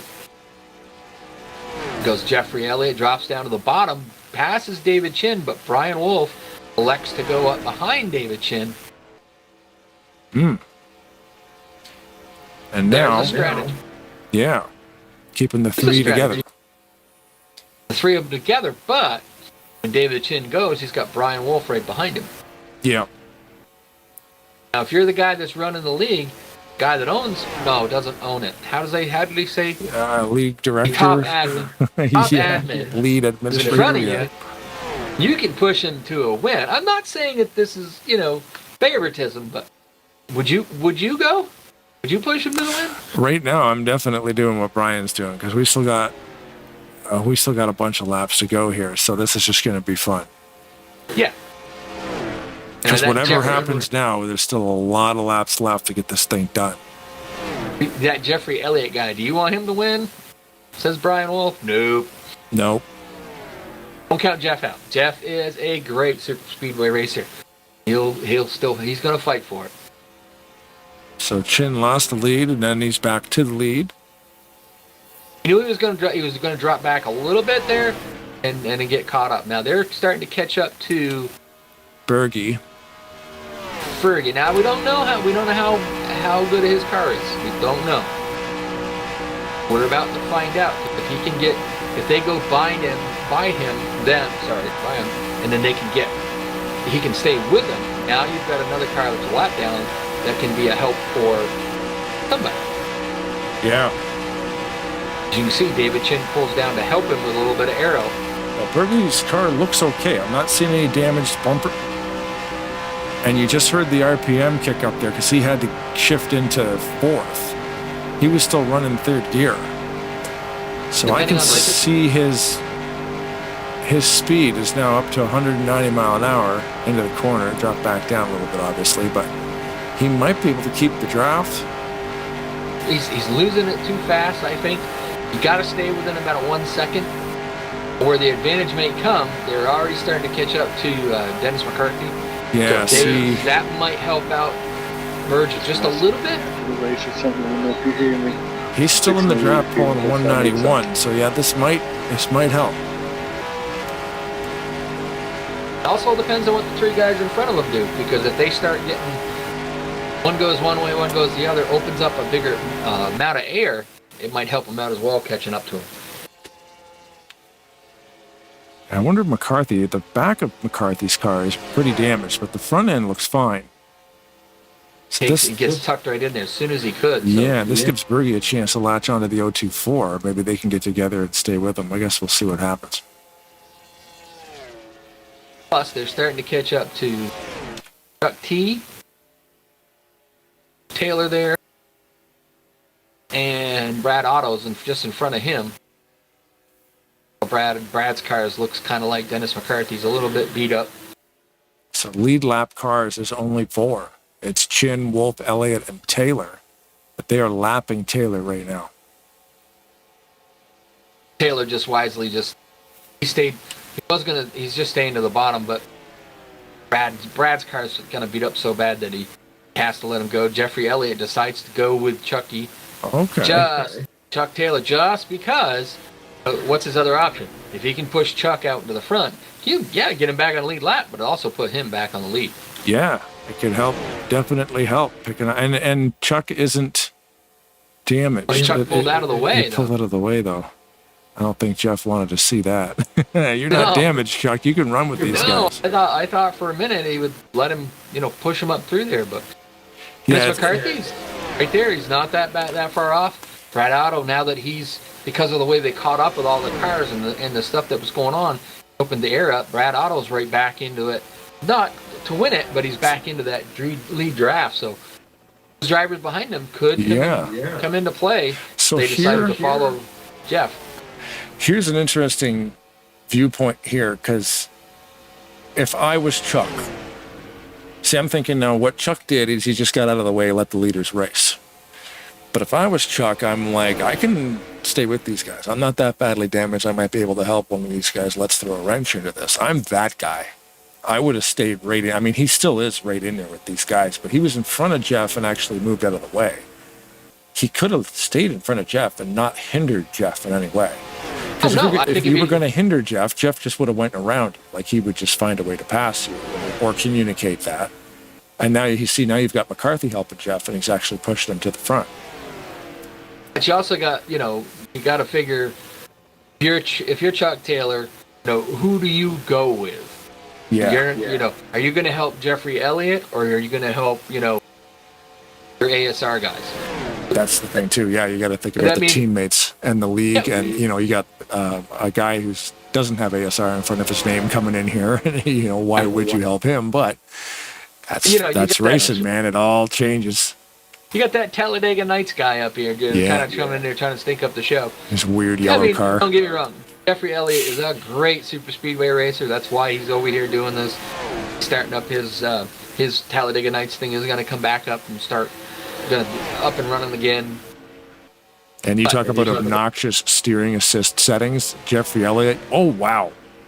That was a wicked move. Yeah. He looked like he was going to get a bump from McCarthy, and he just had so much momentum from the draft. He just went right around him and got the lead back. We talked about how he was doing that earlier. It was the same thing. You got to run. Just use that run. Unfortunately, that it only lasts for a little while till the 4 cars, 5 cars on the other side of you. They just leave you hanging. Nobody's going with them. Lap cars too. Some people may say, well, they should get out of the way. They're fighting to get back on the lead lap. Good caution come out right now with 6 laps to go, and they're ahead of David Chin. They get to drive all the way around, come back up, go in, put fresh tires on it, maybe hammer out a little more of that damage, and possibly see if they could go out for the win. Surprised they're all so spread out because these lap cars can assist with these guys. Some will do it, and some won't. Yeah, I want them to get in there and just mix it up, man. Like, it's race 1. Let's do it. Auto get in there. Like, just, I understand they want to stay out of the way. This is for points, but you know what? If you want to, it's that thing. If you're going to pass me, then you're just going to have to figure out how to do it. And then I'm the same way. I just move out of the way. But in this scenario, I would kind of want, especially because it's earlier in the season, I think that has a lot to do with it too. I would just be up there mixing it up. Well, you got to figure, like help, we said, you're Chuck Taylor. Who do you help? Mm-hmm. Yeah, that's you're the thing. You're going to help Brian Wolf, and you're going to help, David Chin. Yeah. Just my opinion. Maybe not what he's thinking. You're not going to help that Talladega Nights guy. If you're Dennis McCarthy, he's been over here at ASR racing, but he's an RTG guy. Yep. Nothing wrong with that. Just saying. Who does he help? Exactly. He's not going to probably help. I think you're going to see that Jeffrey's kind of out there with no friends. Just my opinion. He's out there racing. He doesn't have any of his Talladega Nights guys. He lost Perry Bond, which is one of the guys that would help him. Coming up on Shalinsky here now. Wolf might get trapped down the bottom. I mean, we're coming into the trioval here, so there's lots of room. Wolf got up there good. Yeah. Chuck just did the wise thing, let him up there. As you can see, that cost him a little bit. That's okay. With about 4 laps to go as we come to the line, it's not going to hurt Brian Wolf at all. He's going to have a better run. This is a great race to watch when there's only a dozen, maybe a half a dozen guys up front right now with the 15 or so laps that we had. They're all good to go to the end on pit stops. And now it's just finding a spot, and there's a lot of room out there to experiment. That's, you can see these guys are just kind of sliding around, making a lot of moves because there's a lot of time and there's a lot of space. You're watching Jeffrey Elliott, one of the masters of this. He just tried again. Now he just backed off. He's getting a run on him. He's going to probably turn right back down. Oh, no, he's going to go to the high side this time. Trying something new. He's been going to the bottom. He's going to try the high side. Let's see if Chuck and Taylor and McCarthy and Otto are kind of going with him. When Jeffrey Elliott started Talladega Nights, they took this track. So he knows this track. Very well. Yep. Very well. He knows you can put your right tire on that white line at certain spots and just get that, that perfect line around that corner. He knows every in and out of this thing. Got to give props to Chuck Taylor back there, though, because he's making it interesting. He pushes Jeffrey Elliott up for a little bit. Then he goes back behind Brian Wolf. He's kind of getting to, choosing a winner, but he's making it so that it's interesting to watch because, you're getting a chance for Jeffrey Elliott, not just sitting back there in third. We're not watching, nose to tail racing. The guys, the lap down cars are helping. They're not helping to the point where they're pushing him like way by, keeping it interesting. No. Come down to the line, we're going to be 2 laps to go. And they're picking away at it. They're moving around. It's cool. Give props to Jeff. I mean, he ain't give up yet. He's trying his darndest. Almost looked like Brian wanted to make across that the line in second place, only 0.7 tenths of a second behind David Chin.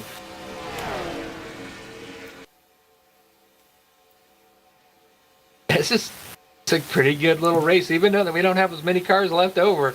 It's still exciting to call. Yeah, because it's just there's more space. You know, we're running it right now like a regular speedway. This isn't like really a super speedway setup right now because we don't have 3 wide, 5 rows deep. We're just, there's 6 or 7 cars. What is it? Yeah, 7 cars out here right now. They're all kind of floating around. Coming to the white flag. Oh, they're a little trading bump paint. They're starting to get a little racy. So now you think about it though, Brian Wolf's your champion. Some of these guys, they resent that champion. You see Chuck Taylor pushing Jeffrey Elliott, you don't see him pushing him by David Chin. So it's quite possible they're just like, well, we'll push Jeffrey Elliott up there, get him up into second, but we don't want him to take it away from David Chin. So that's what they kind of keep following him. Then it get interesting with Brian Wolf got anything. David Chin's making that thing as wide as he can possibly make it. I guarantee you right now, he ain't looking forward. He's looking at rear view mirror. Oh boy, Pat. Dennis McCarthy got down on the apron down there. Kind of look. I don't think they got anything. I don't think they can beat him. I don't think they do. Jeffrey it's more of a race Elliott for second. On the outside now is Jeff. What's the time? Where are they going to get for second? There it is. David Chin's going to win it. Wow. And good show, Brian boys. Wolf beats him by 2/100ths of a second. Jeffrey Elliott's going to be your 3rd place car. That was a great finish. Great final 20, 25 laps. It was awesome. We had a green flag pit stop in there. Fortunately, we lost a few of the cars. We only had 8 cars left running at the end of it. And there is your race winner, ASR DC 88, which is All-Star Racing, David Chin, number 88. That's how you fit all those initials in there. Yes. As we were told, head admin. Head admin of the series.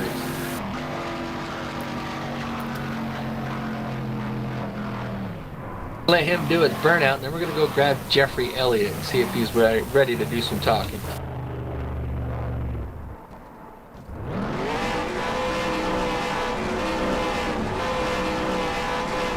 As he does burnouts over the burnt screwdriver. Yeah. Reminds me of like when Dale Earnhardt, they told him, they kept saying, don't do any burnouts in the grass. Tear it up. The grass.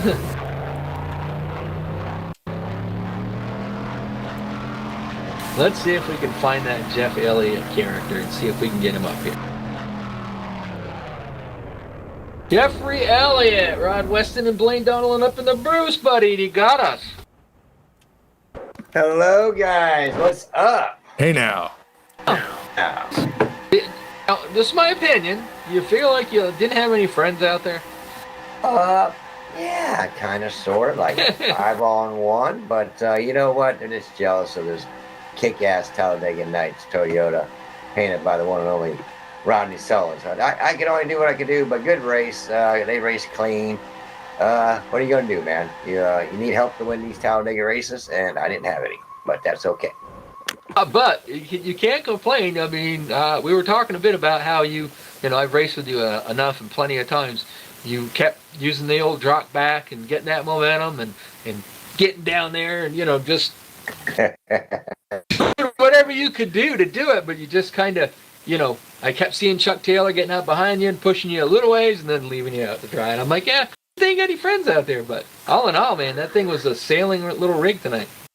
Yeah, I wasn't caught up in any wrecks. I avoid those as much as possible. But yeah, even Brian, we were having fun. We were having fun up front. He was going to stay with David all the way. I knew that. He even said he was. So, you got to try and do what you can. He even commended me for trying. But I was hoping Chuck and a few other guys would get up there and help me mix it up a little bit. There don't want to be a difference of an outcome of a race. Anyways, had a good time. Thanks, Brian, Wolf, and David for having a series, and you guys up there in the booth, like always. Heck, it's been, 3.5 years now, Blaine? It's been a while. I have to go back and look, but yeah, it's turning into some time. I mean, and I got to thank Jeffrey for getting me up here.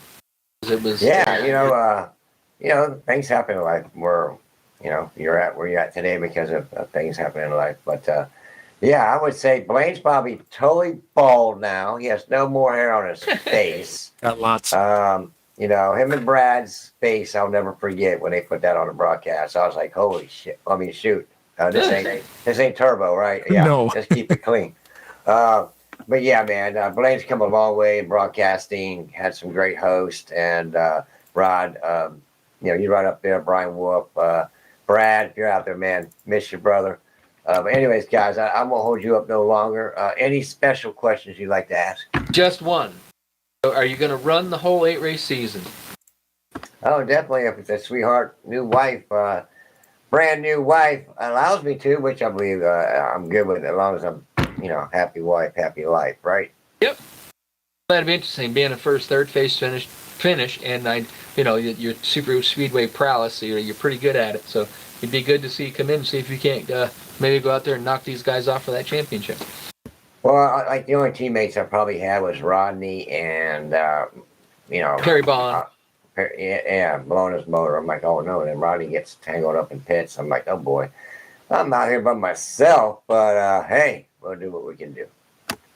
All in all, not a bad finish, buddy. I appreciate it, guys. I'm gonna give a shout out to my lovely brand new wife, Jenny Elliott. She watched this whole thing, so maybe this is for you. What's up, Jenny? We're gonna help each other out. Talladega Nights is going to do everything to help Brian succeed on Sunday night, and Brian's going to be coming out here to race out on Saturday nights with us. The Shake and Bake Season 6, so I can't wait for that to happen in a couple weeks, guys. So hopefully I'll see you two out there on the track.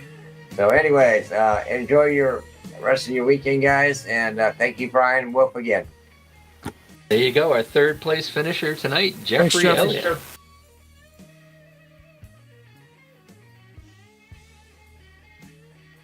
Now, Brian Wolf, Rod Weston and Blaine up the roost. You gotcha? I do now. I was actually just standing up to walk away, but yeah, I got you. All right, well, second place finish. We heard through the grapevine, maybe that third place finisher, that you were going to stick with David Chin no matter what.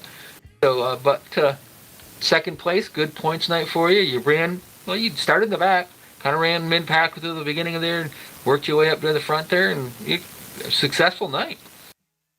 Yeah, I mean, good points night for half of us. I mean, I was a little, I don't want to use the word disappointed, but I was, I'm kind of sad for some of these guys that kind of crashed out early. Just about half. They were dropping like flies.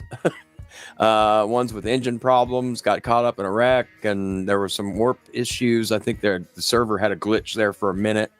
So there shouldn't be too much to do in their reviews. And then there was a little bit of a miscommunication during that one green flag stop between Rodney and Chuck, because it looked like it was going to be the five of us there for a minute, and just a little miscommunication. But at the same time, these guys are communicating. I mean, they're, oh my gosh, that was my bad, and there's no real, there's a lot of camaraderie here, and I was really happy to see that. And I just feel bad for these guys that, put the time in and then get, wrecked out or whatever due to just luck, plain luck, but yeah, I mean, I hung in there second place, and like Jeffrey's probably told you, we were communicating there when it was just the three of us, and then the two other cars were a lap down, and they were hollering about, we don't want to be the outcome of this race. We don't want to make the outcome of this race. You three race it out. And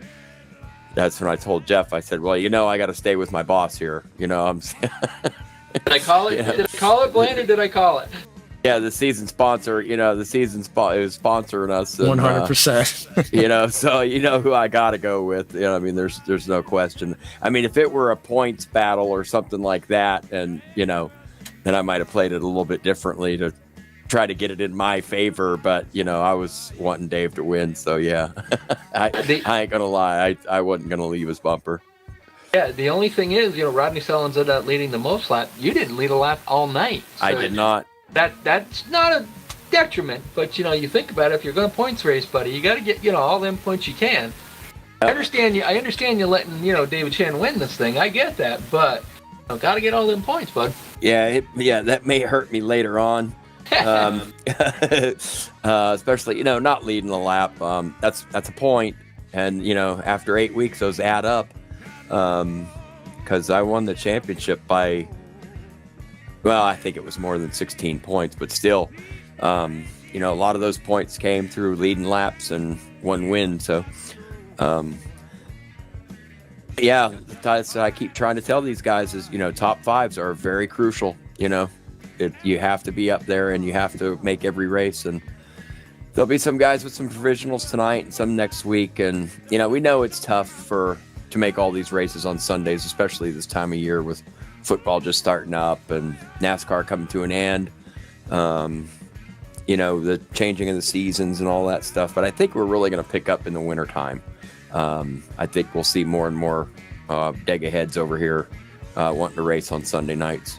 Because, if you think about it, even though we pushed the time back to 8:30, look, here it is, not even 10:15, and we're done already, I'm going to see what I can do about maybe getting some more people over here for you, too. So.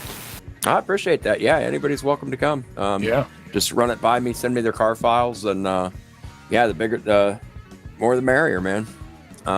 We're having fun with these, 15 to 20 groups anyway. So, like tonight's race, I had a ball.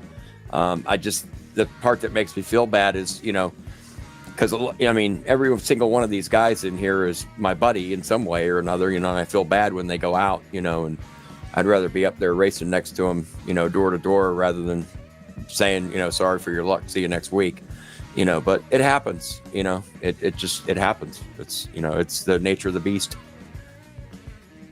Yep, that's the way it goes sometimes, but and like I said, props to some of the guys out there, especially like, Chuck Taylor and whatever that didn't really want to make the outcome of the race, change the outcome of the race by, they just kind of let you guys go for it. That's pretty cool.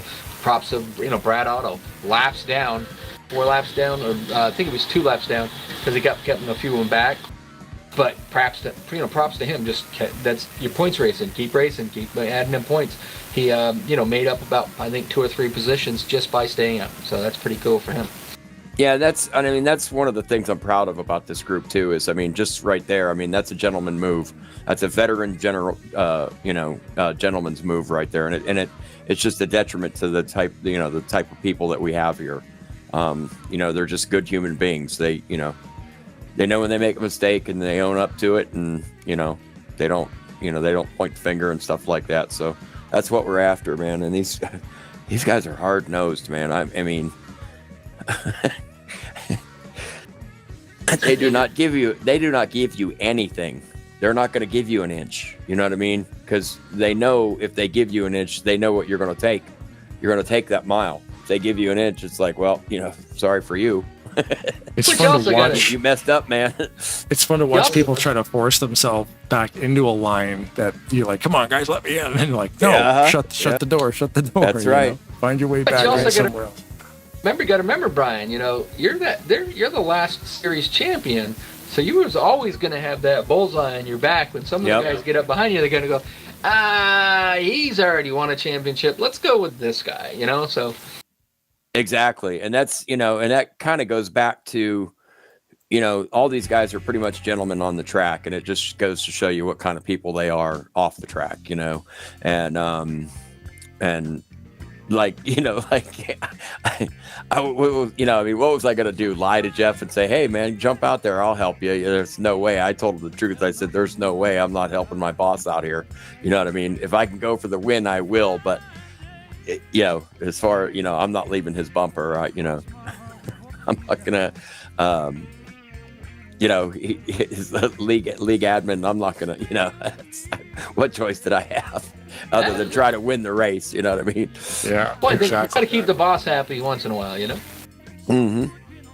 Exactly. But I do have to jump out of here, guys. I'm gonna let you wrap it up with Dave here. Dave, congratulations, man. Great win. That was a fun run.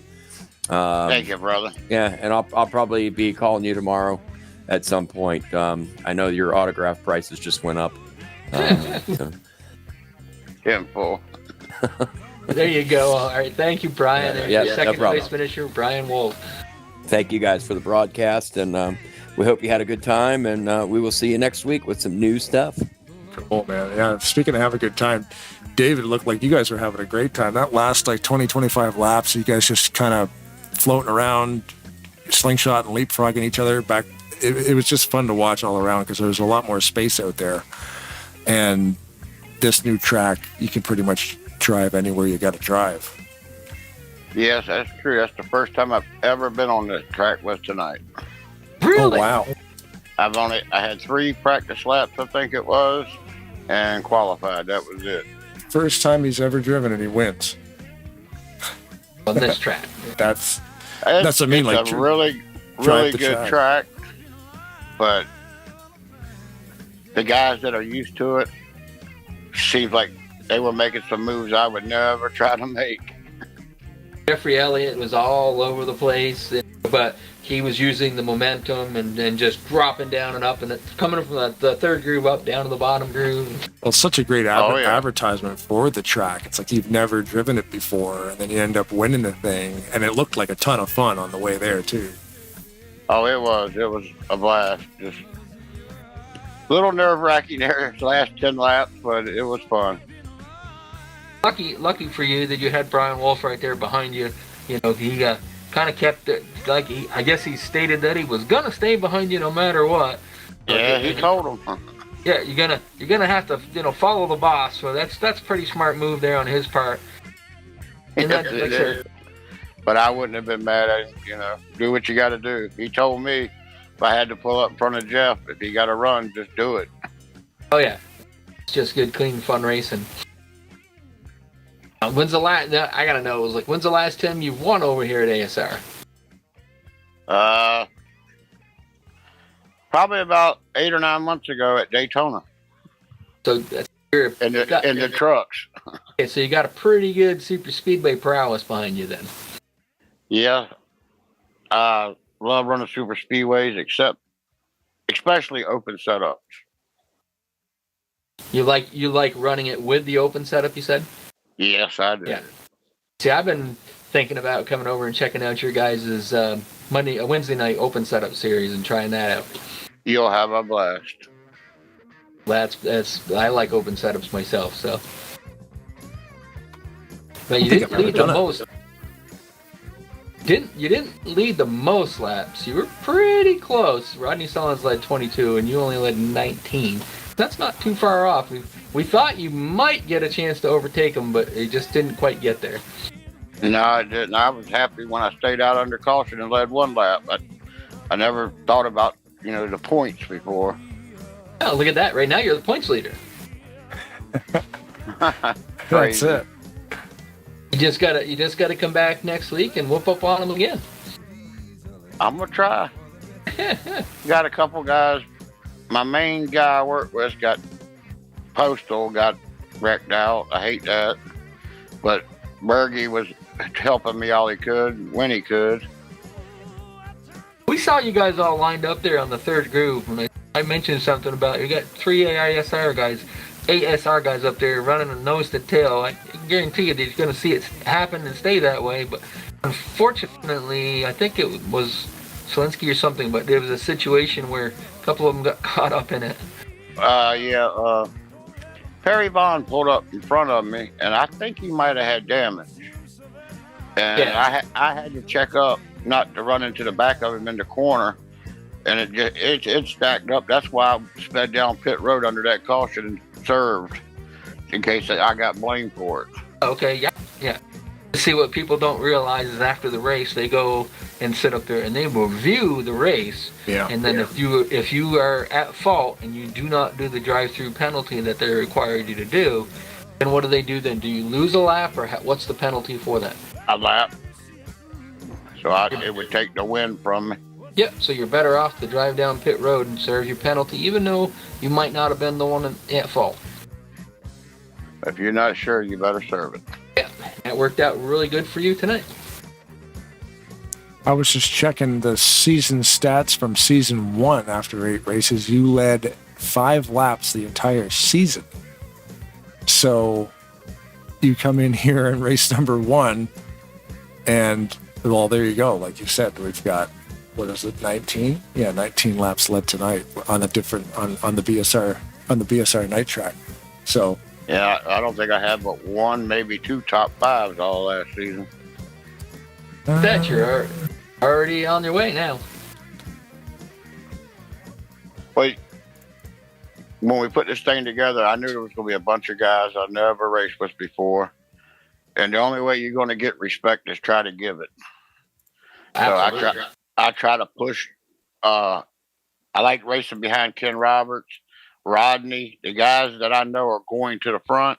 If you just get in line with them, you're going to go to the front. Absolutely good philosophy right there. To answer the question, you had 2 top 5s last season. You're on your way now. I'm halfway there already. Yeah. You got to dethrone Brian Wolf here is what you got to do. We're going to try. That's one way to do it. Just keep winning. Thanks a lot too, by the way, David, for the sponsorship and showing interest in what we do here at on the YouTube channel, because that's awesome. When new leagues start reaching out, we're like, yeah, we'll definitely go check that out. And coming over here and working with you guys has been a riot. It's been a blast. Yeah, glad to have y'all. Y'all do an awesome job. That fun run we have, I went back and rewatched it. The new stuff you had, and all, it's awesome. Thank you, sir. Yeah, I'm definitely, and that was the first time I ever ran it. So now I'm slowly putting more pieces in. I was gonna just try to do everything, but then I'm like, it's a little bit harder to iron out the kinks if there's issues. So I put in the light version, I guess is what we could say, and now I'm slowly putting more in every week. So little tweaks here and there, and I'm gonna experiment some more with it. So it should be an ever evolving machine over here. We'll see what happens. That's awesome. But yeah, man, great run tonight, and a lot of fun to watch. You know, we get 19, 20 drivers out here, a little bit more space to run with, and you guys always end up putting on a great show, man. So congratulations on your win this evening. Thank you so much, buddy. It means a lot. So that we're going to give you the opportunity to thank anybody you want to thank to get you that got you here. Of course, obviously, some of it's a lot to do with you. So, floor is yours. Yeah, I'd like to thank my boss man at Bryant Motorsports and the Parts Barn. I'd like to thank you guys for doing the broadcasting, Brian for putting it on in Fluid Studios, and I'd like to give a plug out to my boss's nephew, Brendan Butterbean Queen, who will be making his Xfinity debut next week at Bristol. That's so awesome. That's very cool. He's got 6 or 7 ARCA wins this year. Started at Daytona, and he just won the last week on the dirt. Holy moly. And now he's on to Bristol in an Xfinity car. Yep. Colic Racing called and offered him a ride for Bristol, so he's going to go and try it. Holy That's moly, cool. That's best of luck there. That's on your way up the ladder. Sounds like he's headed on the way up pretty quick if he's arcing at Bristol, and there's only one more spot to go after that. Yeah, he did really good in the late model series here on the East Coast, especially the car store that Dale Jr. and Kevin Harvick own. So he's local track champion here 3 times, and I mean he's a real good driver. He's a wheel man for sure. So if you go from like ARCA to Xfinity to Cup, like is he a truck guy, or like would he switch completely, or just stick with the? Well, I think you'll see him end up going to truck in 26. Oh, okay. That's pretty rad too. And hopefully he's either right around 28. So, he's got to get the wheels turning. He's got to move. He's got a lot of momentum going his way right now. I just hope he can at least get one Cup shot. Yeah. The Holy Grail. That's cool. Just if you even got into one race, that would be it. He's run a couple truck races last year. His first truck race, I forgot where it was at. It was out west. His first truck race was at North Wilkesboro. I think he finished 3rd. Wow. Guys got it. He won the inaugural reopening of North Wilkesboro and the late models. Wow. Yeah, we'll definitely be watching. That's cool. We should get him in here, do some NASCAR 2003. I know he does iRacing when he can, but NASCAR 2003, he's a little old for him. Probably, but we race with some pretty young guys. Like, I bought the thing brand new when I was 23, but there's guys in here I'm racing with, and they're only 19. So Yeah, I started in 04, and my boss is the one that got me into it. yeah, And we were going to race each other every night, And as soon as I got in, he come in one night, and he had his son, who runs late models now, would always want to get in his lap models. We never raced together a whole race. oh wow, He just quit. he got you into it, and then we just leave this bail on you. Yeah. Wow. Well, hey man, I guess we should we'll let you go. We'll wrap this thing up. We're just over 2 hours and change, and yeah, I guess we'll see you guys. We'll see everybody here next Sunday for race number 2 of season 2. Okay, buddy. Thank you for playing, Rod. Congratulations, bud. Thank you. Thanks, David. And away he goes, David Chin. That's amazing that he comes out. They've, you know what? I've never raced at this version of Talladega before. He comes out and wins the thing. That's awesome. And I go back in the stats because I have it all stored in the stats crunch thing I use here, and it is great to see that he only led 5 laps of the entirety in last season, and he already led 19 tonight and won the thing. Yeah. And current points leader, so it's like, something? It's a pretty good choice in track change. I think he agrees with the track change. Didn't even need to ask him if he agreed with the track change. I think it would have been a yes. I think you're probably right. Pretty much like the new track.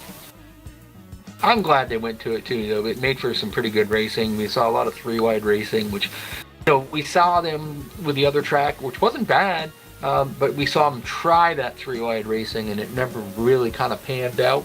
Tonight we saw them 3-wide, pretty good. I'm sure we get a few more numbers. Some of the other good Superspeedway drivers, we see a lot more of that 3-wide racing. Well, it's even like we talk about 3-wide racing. It's more just, even if they weren't 3-wide, they were still using every lane. Every lane works on this version of this track, and that's the thing. Like, even if there's only 2 lanes out there, they're racing against both rows are racing up against the wall. Both rows are racing down the line. It's cool to watch when you can literally drive the thing anywhere and keep that momentum. Like I said, when I first got on this, the Talladega Nights version of this track, I was absolutely amazed that you could run 3-wide like that all day. And we did it with the IPS Excellence series over there with the Talladega Nights, and it was just incredible that with the trucks they run 3-wide just all race long. It was insane. Yeah. You'd have a 66 lap race. You might have 1 or 2 yellows, but like when there's 30 to 40 trucks out there, they're 3-wide all the time, and it's amazing to watch. And whoever built this track, you did a great job. I guess can I dig into that and actually see? Remember, it's a John Godfrey built concept from the original Talladega track. Right, so it would have been Godfrey then. Godfrey's the one that did all the work, as Rodney Sullivan said. He planted an idea in John Godfrey's head and said, "This is what I would like," and John Godfrey, sat down and made it happen. Yeah, it is. Track name, Burt Screwdrivers, version 2, year of creation, 2021, NASCAR 2003. Let me see. J-Rock, Too Slow, and John Godfrey are the authors of the track. So that's awesome. Yeah, Jason, was it J-Rock? It's Jason Scrocky, and then Terry Bauman is Too Slow, and John Godfrey's in there as well. This track edit was originally commissioned by Josh Metallic of Rolling Thunder Gaming. The track is a remake and a rebuild of the original Talladega TR track. It has been specially built and used in this series conducted by Rolling Thunder Gaming. It's a fictional track, works with all the mods. Da da da da. Yeah. So Josh wanted it and then put a team together to make it, which is Bowman, Scrocky, and Godfrey. So that's pretty cool. I like it when there's an up-to-date README file in a track folder. Like when people remove the README, that drives me insane because I love to see who did this, because somebody did it and had a README file, and if people edit and then remove the README, that's annoying. Don't do the that. good thing it is, they signed it so that we know who did it. Yeah. Godfrey's name's in there. Yep. With J-Rock, too slow. But anyway, thank you for watching the broadcast this evening. Any final thoughts, Sir Weston? Well, I guess we got Maverick Tuesday. Yes, we do. You're got RTG on Thursday. We'll see you again back here next Sunday, and we do have something coming up on Monday sometime, don't we? We just haven't quite got the nail in the coffin on that one yet. Yeah, it's been discussed, but it was mentioned, and then hasn't really been discussed. But and then Saturday, I think we got PRL on Saturday. I forgot to add that to the screen you're staring at right now. We do have Graham McDonald is bringing us in on their the Saturday shootout series over there at Prime Time recently. So we've got a busy. I can make Saturday. Yeah, we got a busy week. We got the next 3 Saturdays with PRL as well. I need to add that to the schedule. So yeah, perfect. Yeah, there it is. We'll see you right here on Tarnation TV. Apparently, if you want to watch some cars, drive around some tracks, it's the place to view it. And we hope you like the product. So thanks, Rod, for the assist tonight. No problem. And as always, if the women don't find you handsome, they should at least find you handy. Keep your stick on the ice.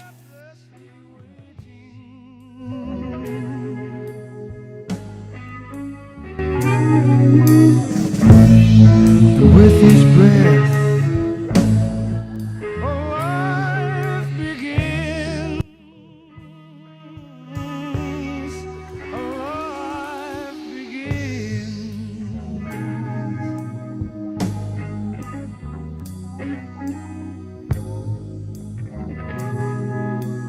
Ooh, don't they see?